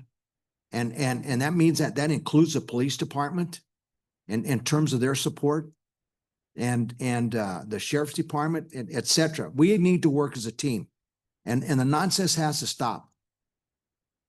Because we used to be able to walk down these streets at 7 o'clock at night. Nobody would worry. And that ain't the case now. You got guys throwing stuff in the air because I'm down here on the streets at midnight here, 1 o'clock in the morning. They're talking to themselves. They're dancing in front of windows and breaking windows and shooting windows out, et cetera. And a lot of it has to do with the fact that we got these people that are on drugs and they're so lit up, they don't even know where they are. So, and the harm reduction program has played a part in that. So I'm hoping that based on what I'm hearing today, that we're going in a different direction. That's our hope as well. I want to interject real quick. I think we can come up with a compromise. I've talked to you guys and we've sat down and it's going to be a little push and shove a little bit. You know, we got to compromise somewhere. And I think there's an answer there. We're not going to find it tonight, but I think there's a way it is. The other thing is, if you remember, I've always talked about the comparisons between District 4 and District 2, Bessemer and the East Side. Well, believe it or not, I think there's a guy that can help at the grocery store, and there's a guy by the name of Gonzalez's Market. And they're in the same kind of prevalent area of crime and all these things, and they've been through it. Joe, can you put them together with them? And I'm I more think than you'll willing find to them a help him great any, help. right. Thank you. I'm more than willing to help any way I can. And he's right, because we have that Gonzalez Market there now. We're going to have another market on the east side over off of 10th Street and working to do those kinds of things. But yeah, I'm more than willing to put you in touch with them and help you meet with them. Okay? Excellent. Thank you. Thank you, guys. Anybody else? I think we're fine. We're good. Staying ahead of schedule.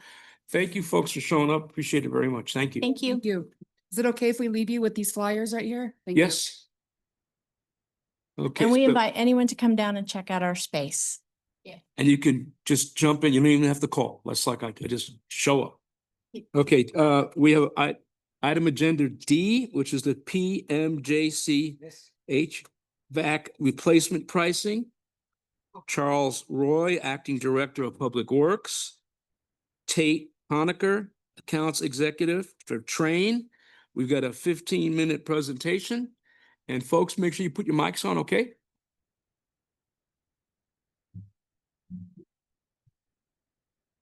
That's good. Good.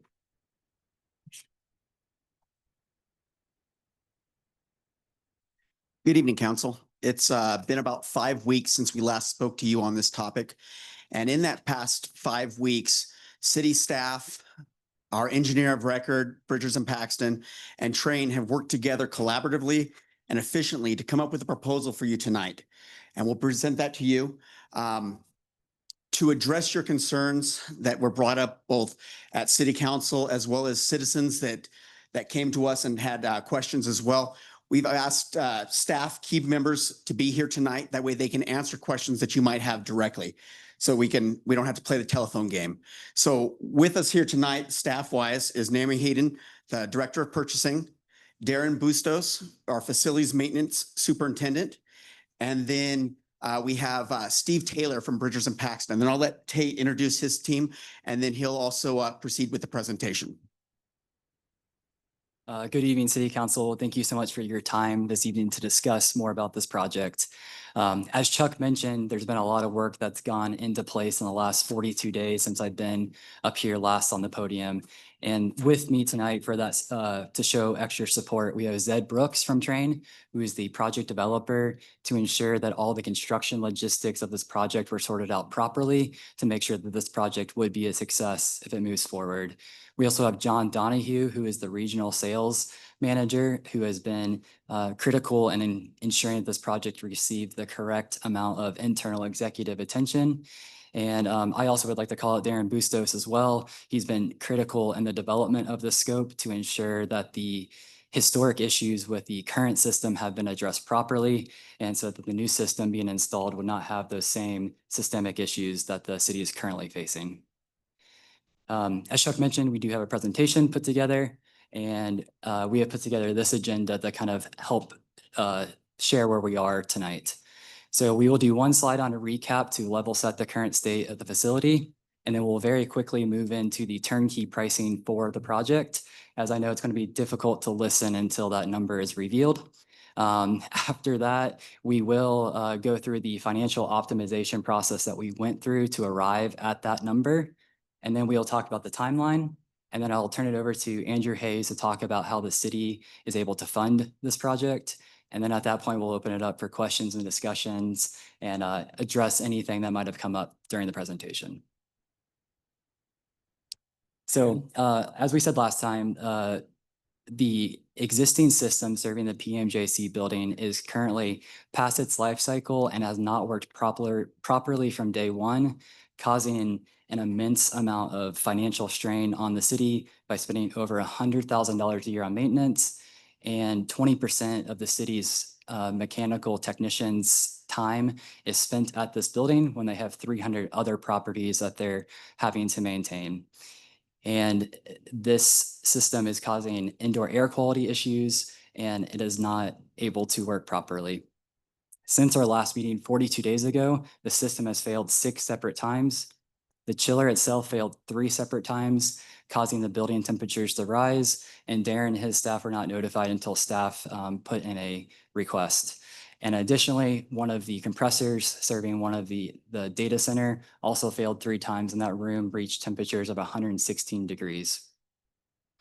And as we said last time, we believe that the solution to this citywide emergency is a complete HVAC replacement project while adding redundancy into the system that does not exist today. This system is needed by the spring of 2026, as it is not, there's a low odds of the system being operational past this summer, and procurement needs to start now in order to hit that deadline due to the major equipment lead times on the equipment, which is 15 to 24 weeks, and the design bid build procurement path will not enable this deadline to be met. At our last presentation, we discussed using a cooperative purchasing vehicle called Omnia Partners, while also conducting a secondary competitive local bid process for the subcontractors on the project.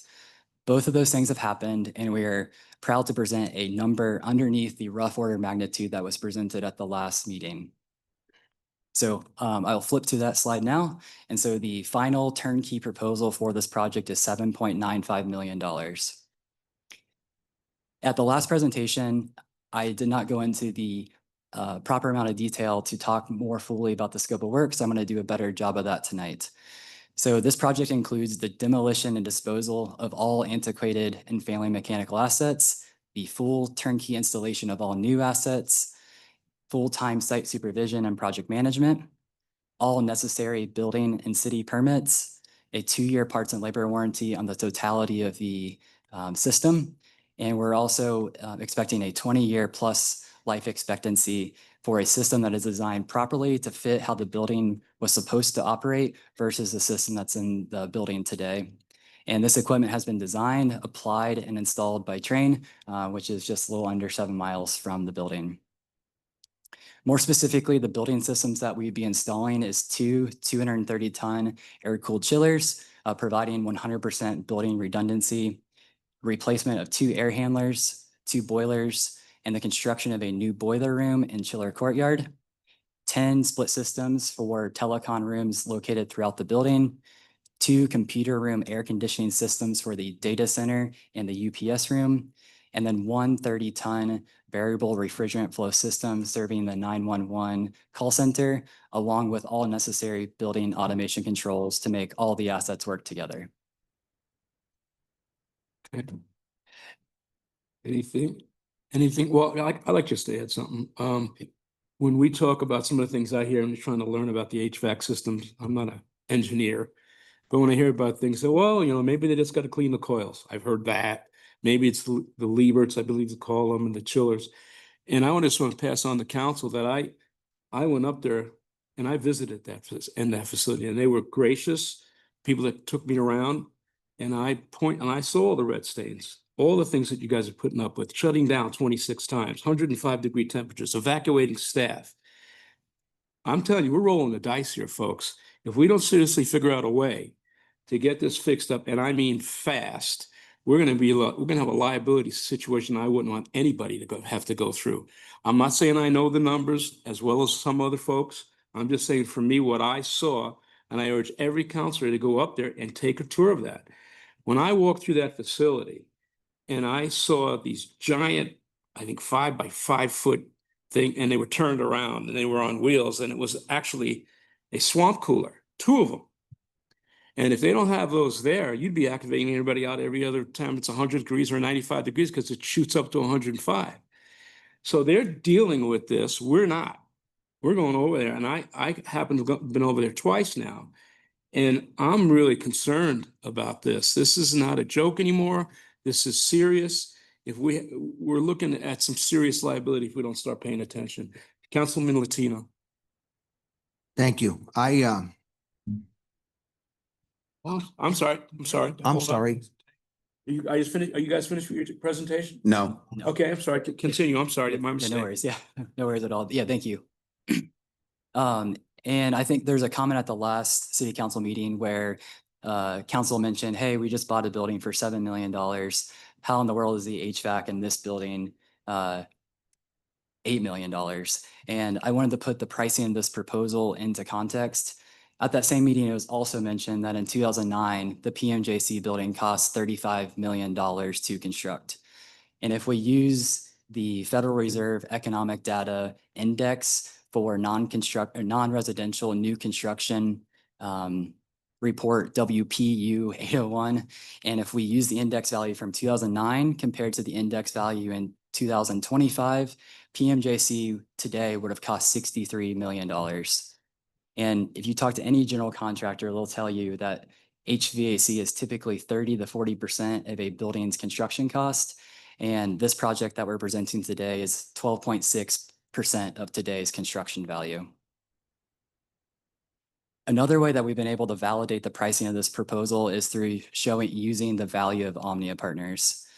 Omnia Partners, that we mentioned at the last meeting, but as a refresher, is a cooperative purchasing vehicle that allows cities to utilize a nationally bid RFP, meaning that Trane has pre-bid all aspects of this project at the national level. And now, since we are awarded that contract, are held to those pricing levels on the project. We received a letter from Heim Lance, an independent third-party CPA that reviewed our proposal in front of you tonight, compared to the RFP that was bid at the national level, and they have legally stated that this proposal is in alignment with those pre-bid rates that we were selected upon. This slide has a ton of words on it, but we wanted to go through the details on this slide to show that our team very much listened to recommendations from council and also from the community and have considered those while we've been building this proposal. The first question that we got is, why can we not leave the chillers on the roof? Because it seems that would be more cost effective to keep those on the roof when we said that we're going to be moving them to the ground. So from a logistical standpoint, the current system serving the building is called a packaged central plant that does not include redundancy. Due to the existing roof loading and space requirements to add redundancy and going back in with this system type, that would not be possible due to the structural requirements that would be needed. Additionally, that would keep the glycol, the stains that you saw on the ceiling tiles, that would keep that above critical IT infrastructure and keeping that risk in place, along with the maintenance accessibility concerns, where the heaviest component within that system is 500 pounds that could be replaced, that could need to be replaced.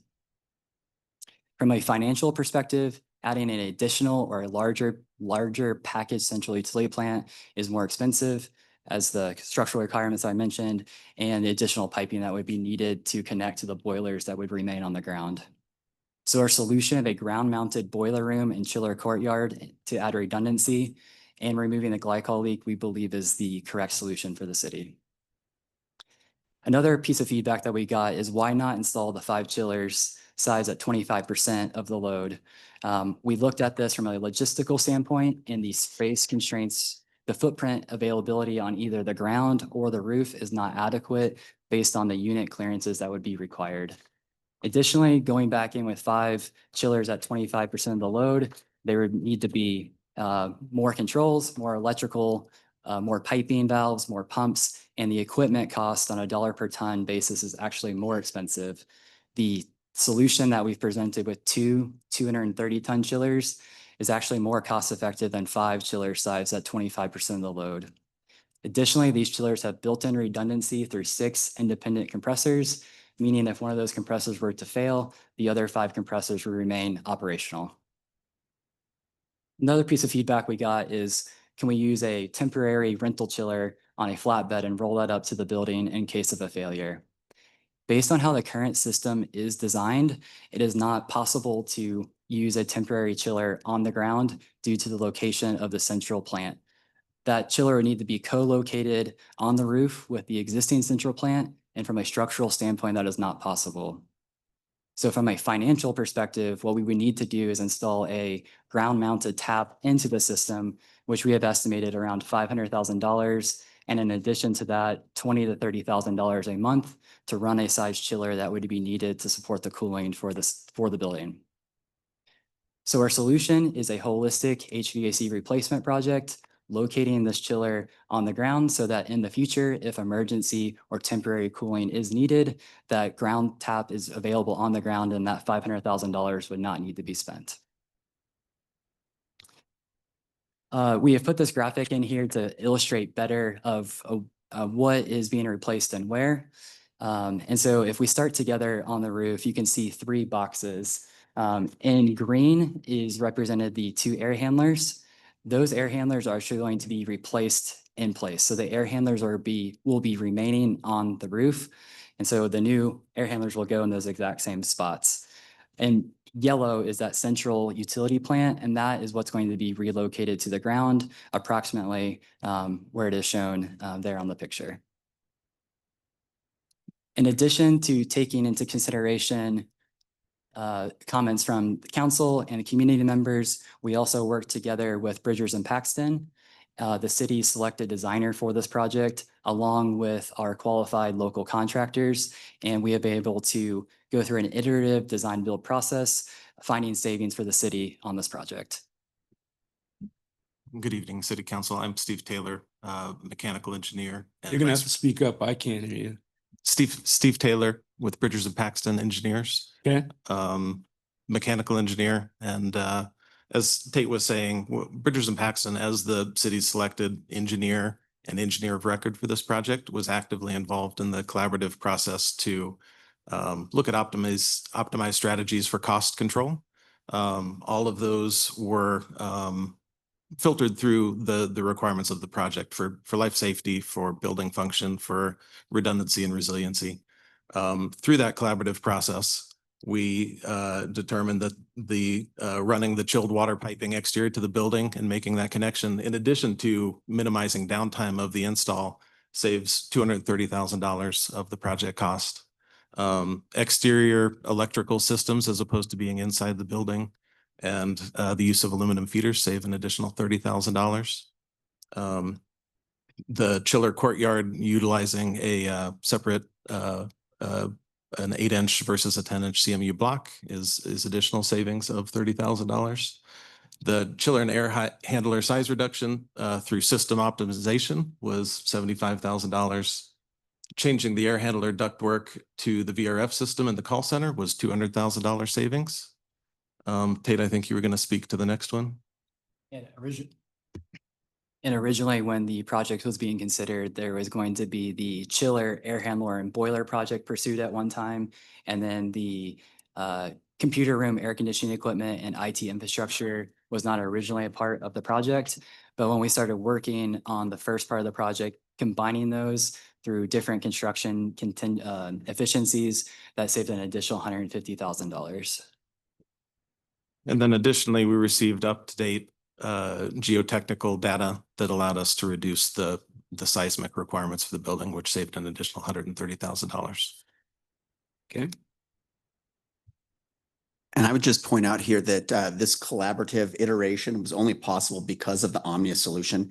Had we gone to a design bid build normal solution, that $845,000 we saved, we would have had in change orders and changes at later on in the project. So we were able to bring the engineer and the contractor in together to realize these savings, to analyze the system and find where we could best meet the needs of the city. And the last slide that I have before I turn it over to Andrew to talk about the funding of the project is to illustrate the timeline efficiencies that we've been able to gain through using the Omnia procurement path. With using this path and moving forward with this proposal, we would be able to be complete with the project by May 1st of next year, meeting the summer 2026 deadline and removing that emergency risk from the building that's providing critical services for the community. If the project were to be moved to a design bid build process, the soonest that the project could be complete would be mid-December of next year, going through another summer of risk and potentially allowing for downtime within the facility. Thank you so much for your time and attention to this proposal and this situation the city is in.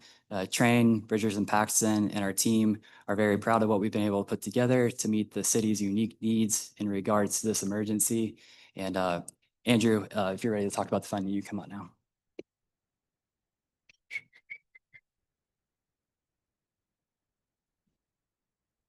Members of council, good evening. I want to, I guess, present the city's conversation here on how we're talking about funding the project. One of the issues or constraints that we have is that we cannot award a contract for a public improvement without funds being appropriated and budgeted for that purpose. And so we're limited by that reality. One way to get there is that we could pull funds from the reserves. Another way is that we could have a financing agreement in place or essentially have a financing agreement through a lease purchase agreement or some other kind of lease buyback kind of a agreement structure. All of those options are on the table here, but in order to be able to get to our timeline of being able to award this contract as soon as possible to get the long lead time items on order, we either need to seek the funds from the reserves and or we have the option of we've been presented just at the last moment, just before the meeting started here, we're presented an option to be able to get a lease purchase agreement in place by next week that could be presented.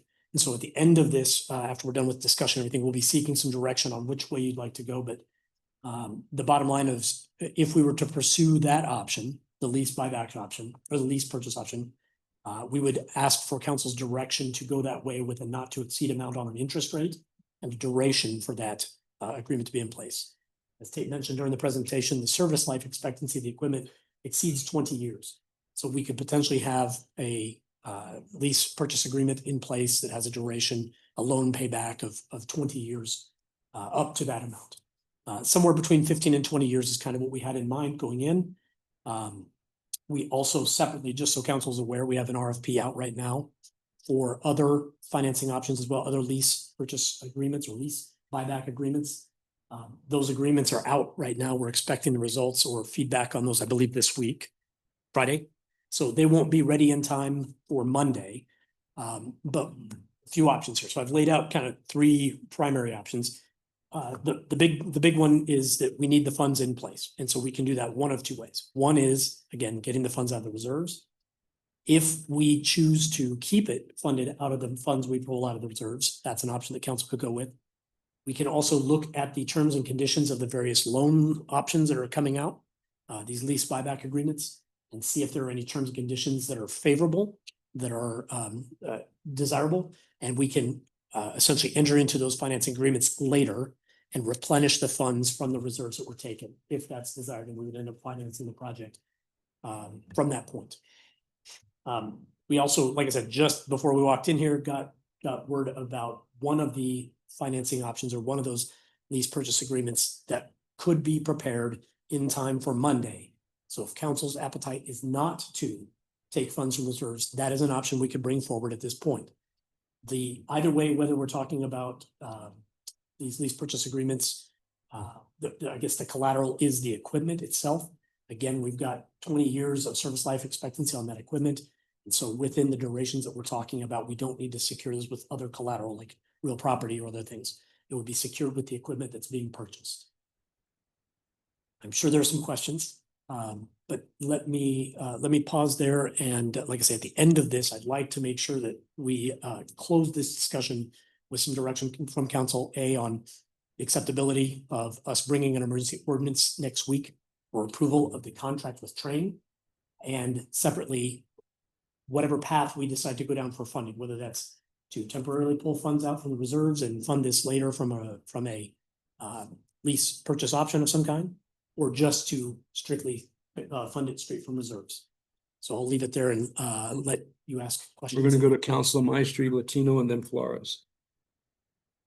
So the mayor just recently said that she was anticipating a budget of 12.6 million over. And we're talking about an 8 million cost to this.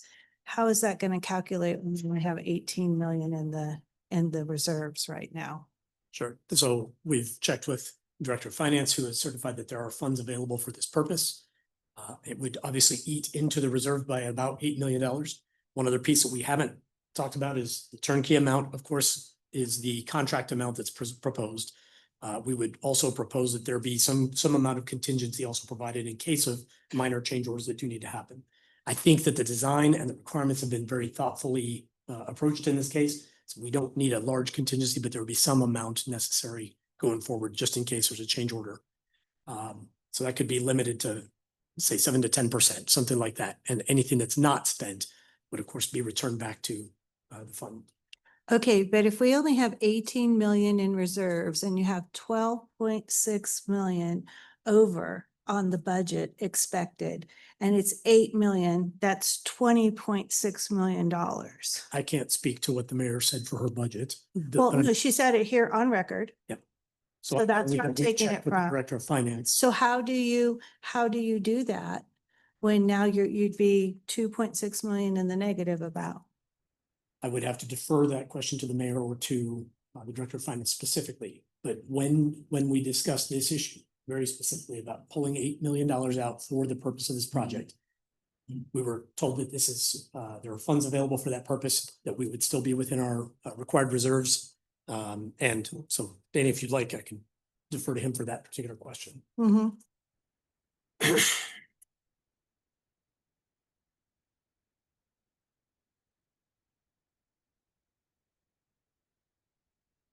Good evening, council members.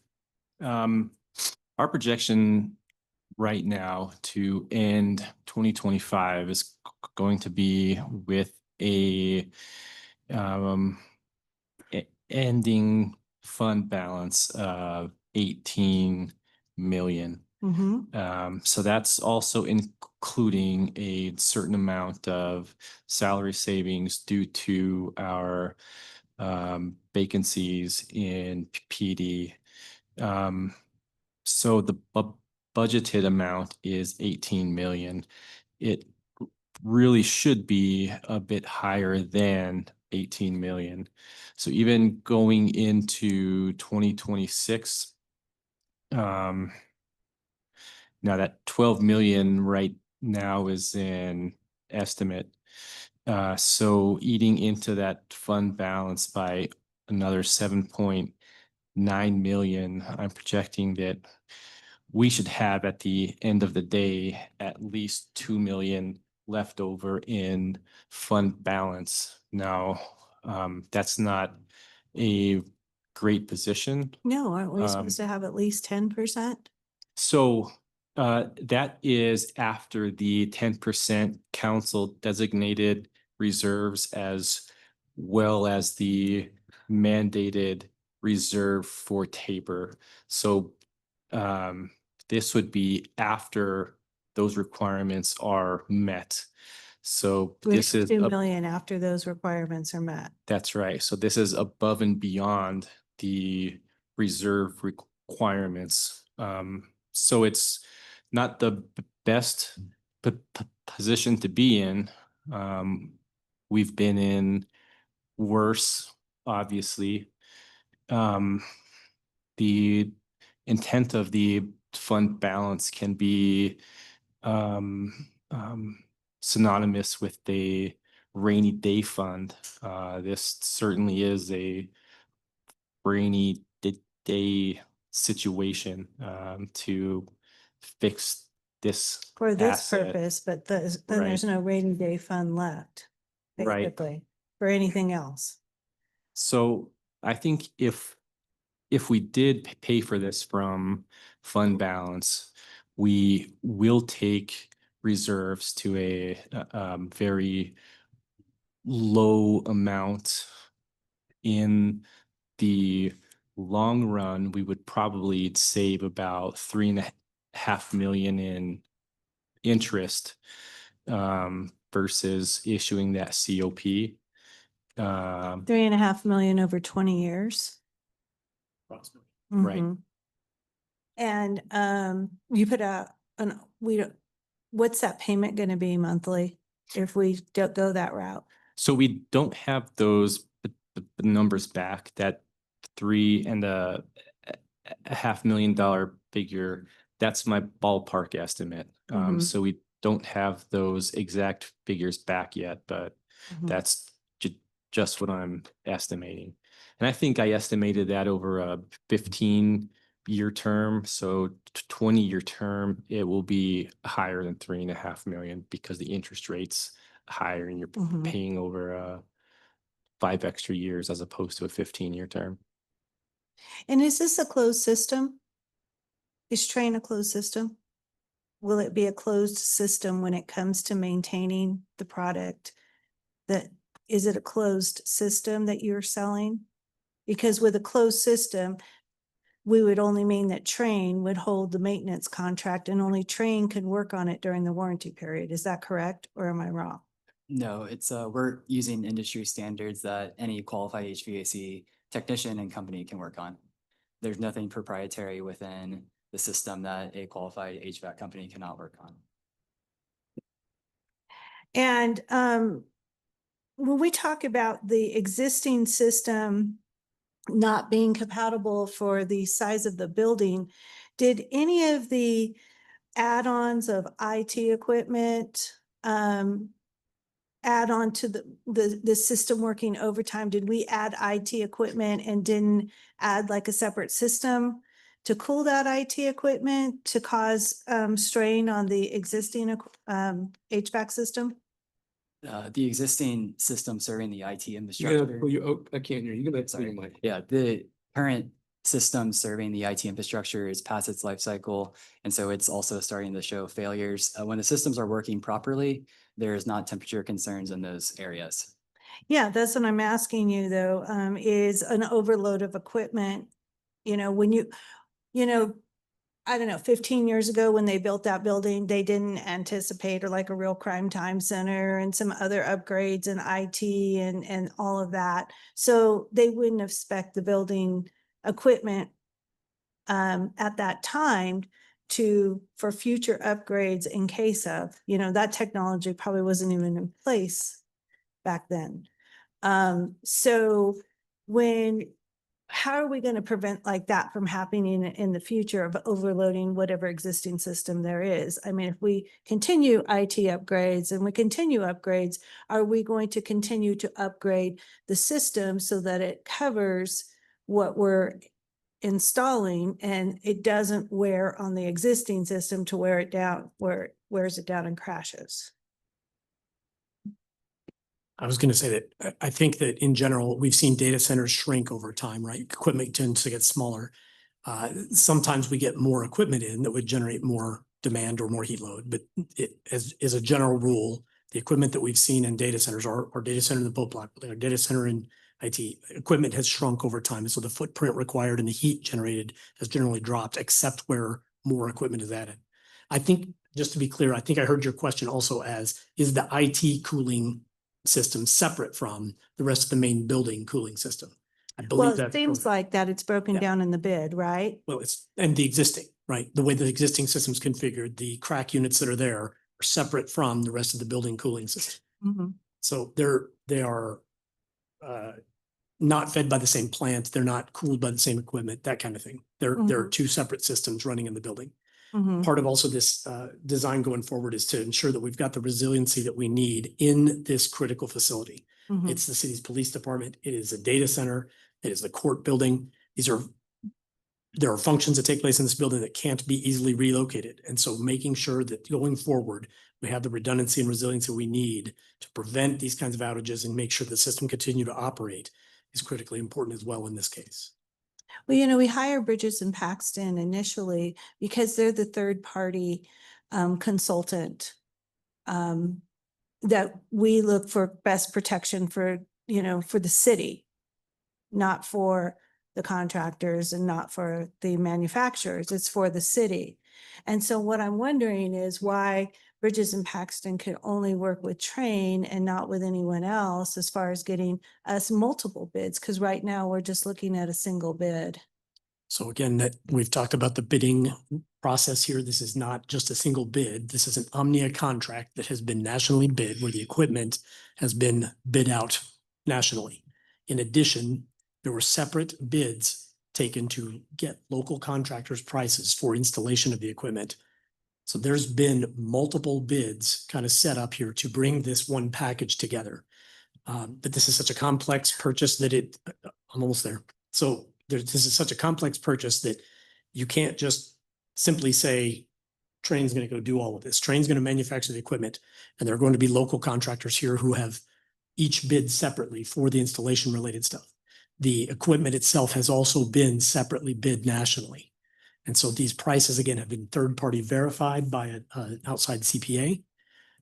We've tried to make sure that we've done everything we can that's reasonable to demonstrate that these are fair and reasonable prices being brought forward, and that the procurement process in question is both compliant with our policies and appropriate just on its surface.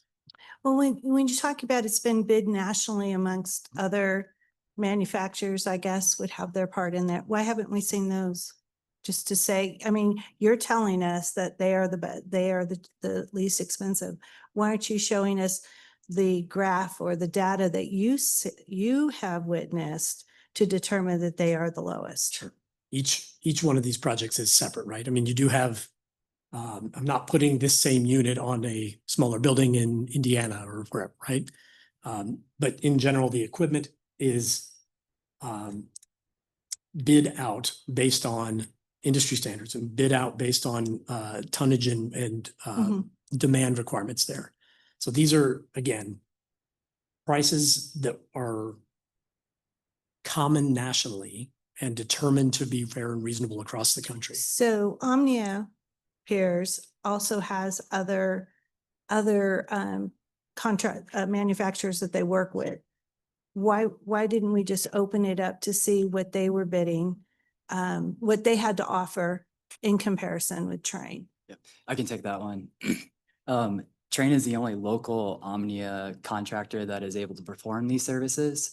The Omnia is over 200 plus companies are on Omnia, like Home Depot, Cintas, a lot of different name brand companies have an Omnia contract that uses the same procurement vehicle. It is not just an HVAC procurement avenue. And No. Train is the only company that has a local presence here to perform these services, not just provide equipment, but also provide the turnkey install of a complex project like this. We don't always use local. Uh, You know, as far as manufacturers, Right. you just happen to be. No, yes. But it's not like a requirement. We like to see it, but we like to see it in competition with, you know, other people in the industry.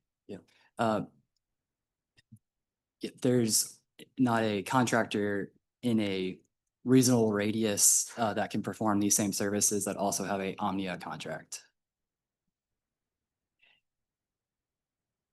We're getting a little bit lost on time here. Are you satisfied, Council Maestri? Sure.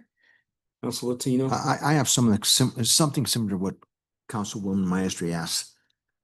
How many bids were solicited?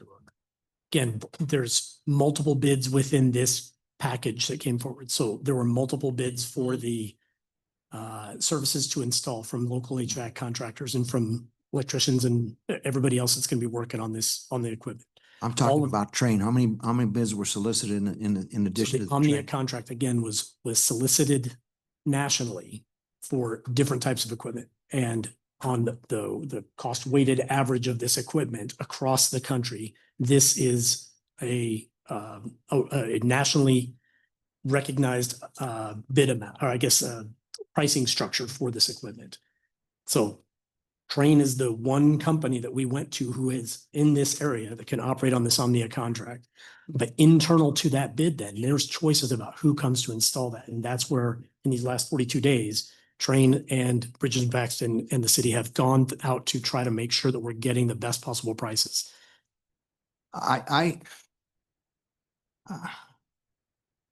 Again, Train is a local company, goes way back. 3 bids are usually solicited, at least where I came from and the organizations that I work for, which were large organizations, obviously. So how many bids were solicited besides Train? Again, an Omnia contract isn't just going to Train. It's going to all of the companies that are on that contract. There is nobody else there that can do this work under that structure. I'm asking specifically about Train. What are they going to provide? I know what they're going to provide. What are they manufacture the gonna provide? equipment. So have other companies similar to them provided any bids?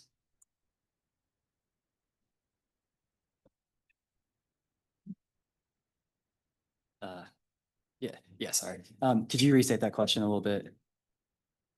Basically, you're Trained. And what are you going to provide? Train equipment. Okay. Yep. So there are not any other companies in this city, this state, or this country that can do what you can do, that will come in with a bid as well. I think that's what Councilwoman Maestri was asking. Yeah, I can address that. Yeah. So there are other HVAC companies that can provide adequate HVAC equipment to do this function. But by working with Train as the prime contractor, we pass through the cost of that equipment on our contract at factory direct pricing, not putting any additional layers of markup on that because it's manufactured from us. The price that comes out of the factory is what it goes to the city with no additional layers of markup on top of that. As if it was procured through a different avenue, there would be layers of markup on top of that that are unnecessary. And so due to the cost efficiency of providing Train equipment on a Train design build contract, we have provided Train equipment as that's the most cost effective underneath the structure. Again, it sounds like an Anacana Sana Panana with the double riddle rattle. That's what I'm seeing. That's what I'm seeing. Again, have there been 3 bids submitted that can give everything that Train is giving? So that we have the best price. So Again, Train I is- want Pueblo to get the jobs. So Train is the only company that has provided a bid for manufacturing the equipment. So did But you solicit Train- bids from other companies? So Train is the only company that we solicited this from through the Omnia contract. But what we did was, outside of just manufacturing the equipment, tried to get a number of different firms to give us pricing on the installation and the other ancillary work associated with getting these systems installed. Because I'm getting, I'm sorry, if I can, just real quick. One of the things that's driving this is timeline. It's very, very important that we get this contract awarded as soon as possible to make sure we have it on site in time for us to be able to do this during the cooler spring season. Right now, we're trying to get to a place where we award this contract and get these things on order by September 1st, so that by the end of February, we have the equipment on site ready to install through the spring. If we delay and we go into the summer, then we risk further shutting the building down, shutting down the court, shutting down the police department, shutting down the IT department to be able to make this happen, or paying a lot of money to provide temporary cooling through that hotter season. So we're going to talk about saving a few $100,000 potentially, but we're going to spend that money now on those extra services that are going to be required to facilitate this installation during the summer. There are trade-offs and there are risks. But I think that what we've done in these last 42 days is very clear about how we've tried to refine these proposals down. It's been very reasonable. I understand that normally we go through a different kind of specific city bid process. We just don't have the time to do that, but we have used every tool at our disposal to make sure we're getting fair and reasonable pricing. I appreciate the concern. I know that, we're spending public money. It's not wasted on me that the public needs to see what we're doing. I think we've been very transparent though with what this proposal brings forward. Okay. Good job. no, I'm not good, but We're gonna go that's to the way it Council is. Flores, please. Yeah, I think, this is a new concept. I think we're all having, I think I'm satisfied that it's used in emergency situations and that the Omni approach, probably in this situation has to move forward. I have several questions. Well, first of all, I believe that we need to take the option of lease purchase, or you haven't discussed just a purchase or a loan agreement. I don't like the idea of using our reserves for the entire project. But, and the reason I like the lease purchase or even a purchase and utilizing a loan approach is that we want to make sure that there would be no penalty if we decided to pay this sooner than later. This is kind of the wrong time to be taking that amount of money out of our reserves. And we should wait for the appropriate time. And you know, we could double up our payments if we're doing better down the road. So that would be my option. But I had a couple of questions about, the first one was, I know that there's a picture here of removing, leaving the chillers and removing the actual, let's see, here's the picture right here. Air handlers are going to remain on the roof and the boilers and chillers are going to be relocated to the ground. Is this cost, does that include removing the boiler and chiller that it currently exists on the roof? And does it include the repairs to the roof after you take that off? It appears that there's going to be some remediation that's going to have to be done.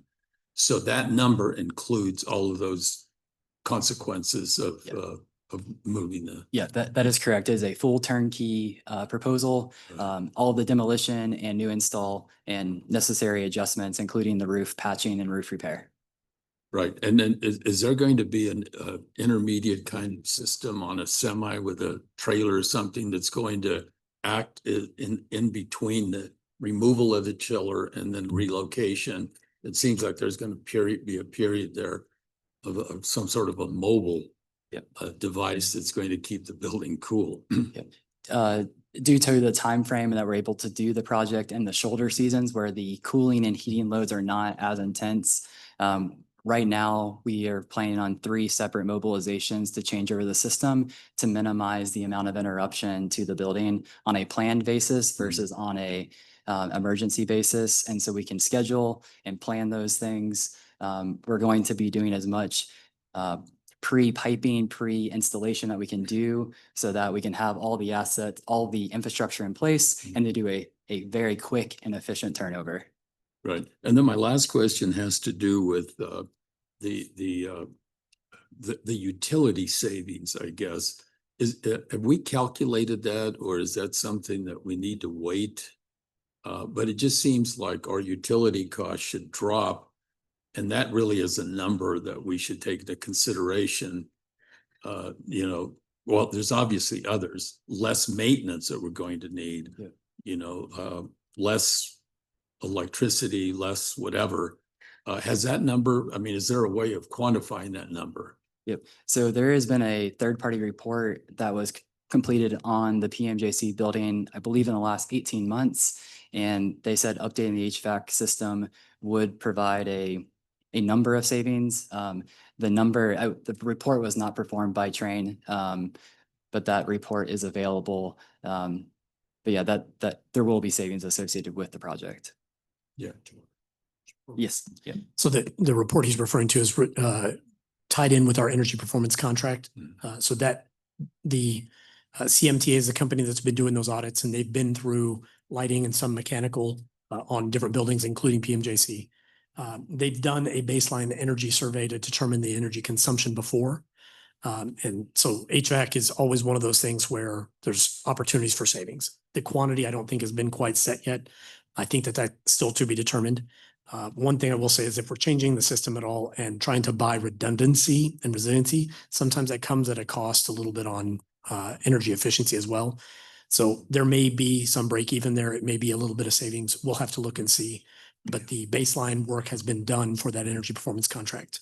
Yeah, because over 20 years, if we have that instrument of lease option, you know, it's less heartburn if you know that over the next 20 years we might save you know, $1 million or whatever over that period. Hopefully 5 million if you could quantify that. But it's hard to do now, all of the calculations, but at some point you're saying we would have those numbers once we're up and running.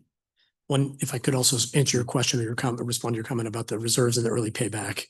So all of the terms and conditions for the various financing options are coming out. like I said, we just got the one that said that we could be ready next Wednesday or next Monday night.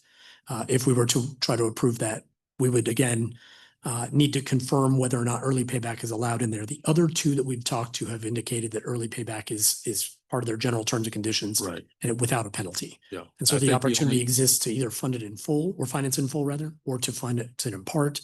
So there are a range of options here that council could consider. Right. You know, one of the things I've bragged about for a long time is that, you know, Pueblo has very little debt. Obviously, we've got our fire stations now, but in comparison, and I'm talking about our history, not right now. Our history has been, look at other cities' financials and you will see that if they need something, you know, they'll get it on payments, just like I do when I buy a car. There's nothing wrong with doing that. But in this particular case, I just think that we need either a loan or a lease option and not look at our reserves. That would be my preference. And the reserve piece that we're talking about, again, could be the interim solution until a range of financing options can be brought forward for council to approve as well. So, correct. But we need to know annual cost. Annual cost, the annual payments we're going to make, the interest rate, the duration, and again, the terms and conditions about paybacks with penalties or not. So, thanks. I'd like to conclude this with Counselor Aliff unless Counselor Fleischer wants to Thank you. follow. You know, I'm still in shock from the first meeting, when you talk about price and, I mean, we're just really in a no-win situation here. I mean, you gotta have it. There's really nothing you can do about it. It's like walking into your house and your refrigerator's out. What are you gonna do? You don't have the money, you gotta go buy a refrigerator. You gotta figure it out. I was doing some interesting math while you were giving your presentation here, and I saw in one of the slides that it was costing us about $100,000 a year to keep that thing running, the way that we have it now, and, you know, sending guys in there 5, 6, 7 times. But just for grants, I said, well, what if you bump that to $200,000 a year? We could do that for 40 years and not have to touch any of our reserves or get a loan for the next 40 years. We can just throw baling wire and duct tape on it and keep moving forward. But that's what's so mind-boggling about the price, is that you could spend $200,000 a year for 40 years and still that's going to be the cost of the air conditioner. It's just crazy. It's crazy. You know, the bid process, there was no bid process in my opinion, you know, but it came out, this is what we got. It sounds like you guys have done your homework. It's one of the parts of being a city councilor is we have to rely on the information that we're given. And we have to trust that this is the way to go. And I'm not an engineer. I'm not an HVAC guy. There's just no good feeling coming across on this. My one question, and maybe this is a finance question, if you do the lease purchase option, can you buy that lease out at any time? So, I mean, it's no different than a car. In a year or two, we can go ahead and write a check for it and be done with it and not pay all that interest? I believe that's similar to the kind of question that Councilor Flores was asking in terms of early payback and penalties. There are 3 options that I'm aware of that will be coming in under the RFP, and 2 of the 3 certainly said it explicitly that there would be no early payback penalty. So Okay. I think that part would be correct. The third one, we'd have to look and see. That's the one that could potentially be ready on Monday night. Again, we'd look at those terms and conditions, bring those to you here and get some direction on whether you want to pursue that immediately, or if you want to dip into the reserves for now and get the various financing options that are out there over the next few weeks, and then replenish the reserves with a financing agreement that council would agree to. You know, and I guess this really doesn't have anything to do with what we're talking about on the processes and things like that.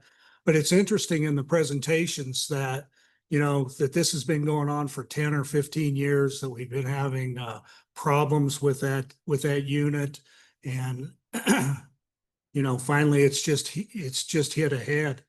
It's a shame that we didn't plan to replace that, knowing that we were doing this $100,000 a year.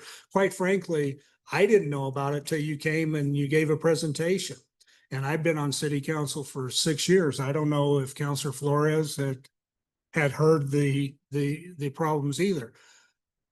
So then it gets dumped on us as this is an emergency, but it's been an emergency, it sounds like to me, for the last 10 years so hopefully if that comes up again, that or if we have things like this that are within our inventory now, that we're spending all this money trying to keep it afloat, and we're not looking and putting together a plan to replace them and move up where we have the money, we planned, we have the money and we can do it.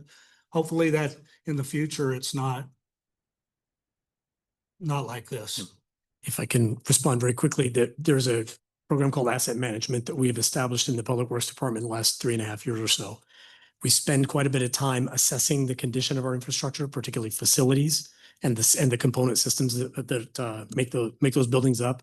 So HVAC systems are one of the systems that's assessed in there. We've put together a 20-year kind of plan that tries to balance our capital outlays every year to operate and maintain those facilities. We've assessed about 2/3 of our building footprint so far. This year we'd like to, but I don't know that we're going to be able to get to it within our budget constraints, but we'd like to do that last third of the buildings as well to complete that plan. But what that allows us to bring, council, is a coherent and complete look at the facility requirements coming forward. It's similar to the one we did for roads back in 2022. So we've gone out and assessed the condition of all the pavements around the city. And we're able then to bring a plan forward that says we need to invest X number of dollars to maintain our roads at this condition. Or if we want to get a little bit better, we can spend a little bit more. We can show you the effects of what it means if you defer maintenance or if you do extra maintenance. And we can show the differences in life expectancy based on the modeling that we get from these condition assessments. It's an important program. So particularly in places here where we're entering further budget constraints, this is a program in particular where I think the long arc of time will show that this is a program that will save money, get us onto at least operating cost curve, and help us operate our infrastructure efficiently. It's one of the core functions that we have as a city government is maintaining our infrastructure. And so this is a piece, again, where I feel like that investment of time and resources over the last 2.5, 3 years is going to pay off in the long term, but we're not there yet. We have 1 more third of our building footprint that we'd like to be able to do at some point. And to your point also, Councilor Rayleigh, you're spot on about we can spend double, right? Double what we spend now. And still, limp this thing along, but the presumption works until we hit that catastrophic failure where we get the chiller that we cannot replace. And then we're in this emergency situation in the summer. Right now, we're still the failures that have happened, we've been able to recover from, but I just don't want to be in a place where we're going to have to replace this thing in August or January when the boilers aren't working. Those are the kinds of scenarios we want to avoid, especially in a critical facility like this. Councilor Meister, please. I don't feel helpless in this situation that I have to make this decision. This is no reflection on you guys, but this is a direct result of what I've been trying to talk about when we had ARPA dollars and we were investing it into other people when we could have been investing it into this system here since it's been going wacko for 4 or 5 years and we're just finding out about it now. But these are the kinds of things that we needed to consider when we were spending those ARPA dollars. I would have liked to have known back then and have the opportunity, because the whole time that we're buying kitchen equipment for Fuel and Iron and a building for United Way and redoing the wellness center, it would have been nice to know that this was on the brink, because this is, you say that due to COVID, the costs have increased. That would have probably been a reason to do this building. And that's what we talk about when we rely on the administration for our information, because it only suits what needs to be done at the time. I don't personally feel like I want to take a bullet for this because, you know, that's who's going to get the calls, is this council will get the calls. They'll get the complaints. If we ran it out and took it out of the reserves, oh my gosh, and we have no reserves at the end of all of this, I don't want those phone calls. And I have nothing to fall back on because the citizens, they understand the bidding process. And they're going to say, oh, you didn't even look at any other bids. That's the first thing. So if the council wants to take a hit on this, a bullet on this, I guess that's up to them when we go to vote on this next week. Thank you. All right, I'm going to go to a short question from council team. I- Wait, hold on, Joe. I'd like to conclude this because we have an executive session. We have to follow through, but go ahead. Okay, if you guys could just stick around for a few minutes, I want to talk to you too, Andrew, and Great. and Yes, sir. after we're done here. Thank you. Okay, Councilor Flores. You about it? Oh, sorry. I said, I don't think we can be equivocating about this. This has to be repaired. This has to be fixed. And time is of the essence here. So I would hope that we can bring this forward. I guess the next step is our meeting on the 25th, and you'll have some information for us. That's correct. So our intent is to bring an emergency ordinance at the next meeting Yeah. forward that would approve the contract with Train. Yeah. Budget and appropriate funds from the reserves or approve a financing agreement or some combination thereof. Right. Ideally, the direction that we'd like to hear from you tonight is if you have a preference one way or the other as a body, whether you'd like us to go ahead and secure the financing through this financing agreement, or if you'd like us to pull it from the reserves for now and seek these other alternatives to be able to come back and replenish those in the future. That could be done within the next 60 to 75 days approximately. That's the short end. But it's up to council kind of on how we approach that particular problem. And then, I won't be here after the first of the year, but I do want to remind you that we're insured with CIRSA. Correct. Okay, and if that building were to catch fire, they would pay for a whole new system if we had a direct peril like fire or a plane falling on the building or whatever.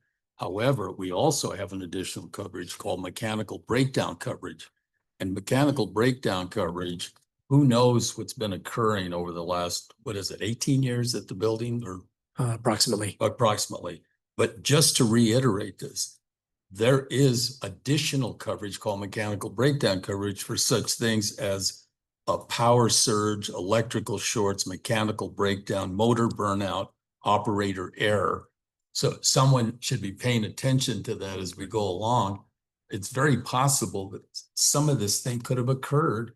Nobody thought about turning it into CIRSA, where we might have had insurance for it.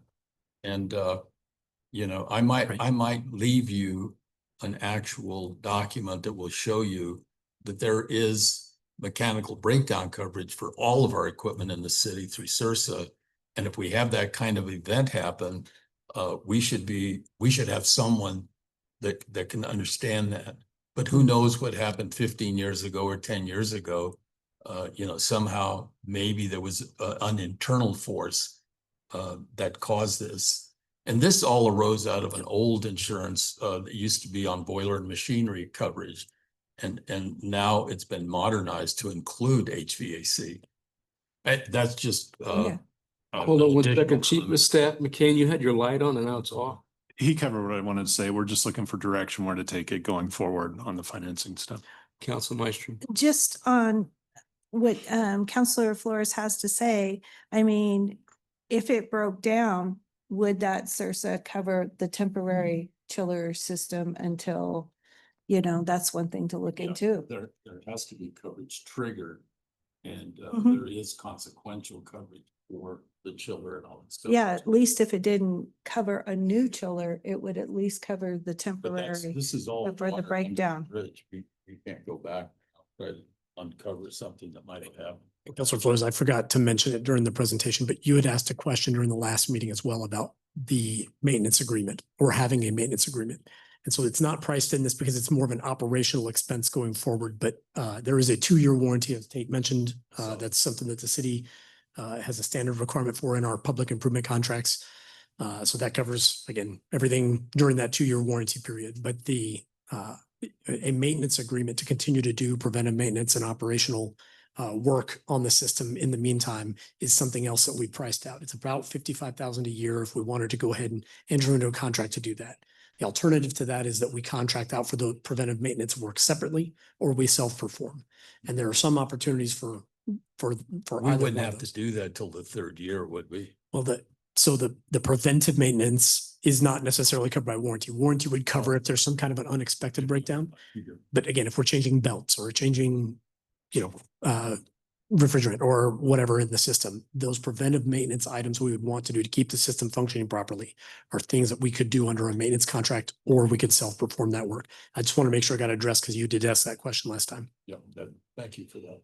Council Martinez, I prefer the lease purchase option. Council Maestri, final. Go ahead, it's all yours. Oh, yeah. Oh, okay, so anybody have anything else? You're gonna give them direction? I'm sorry? We just like to get your direction there.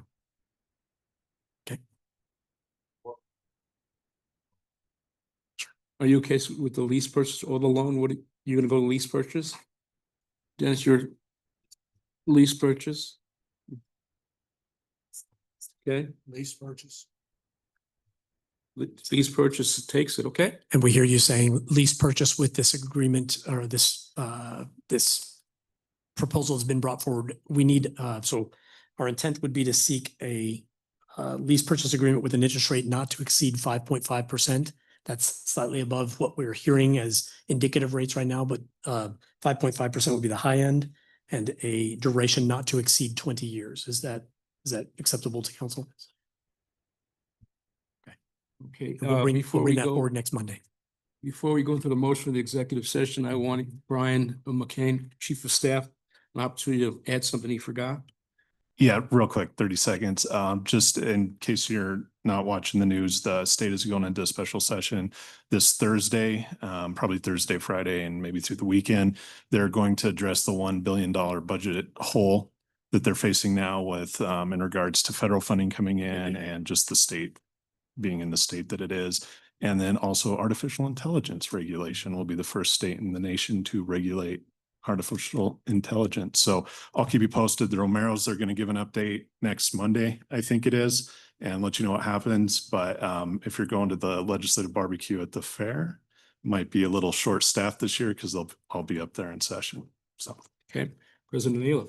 I move, Mr. Chair, I move to go into executive session for the purpose of determining positions relative to matters that may be subject to negotiations, developing strategy for negotiations and or instructing negotiators under CRS section 24-6-402, parent 4, parent E, parent I.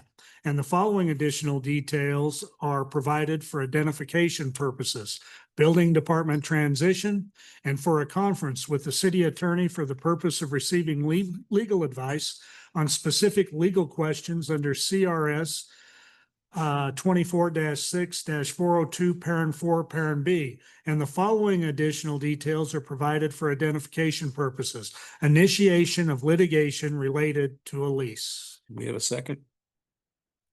Second that. Those in favor? Aye. Those against? You guys have it. We're adjourned, folks. What's that now? Yeah.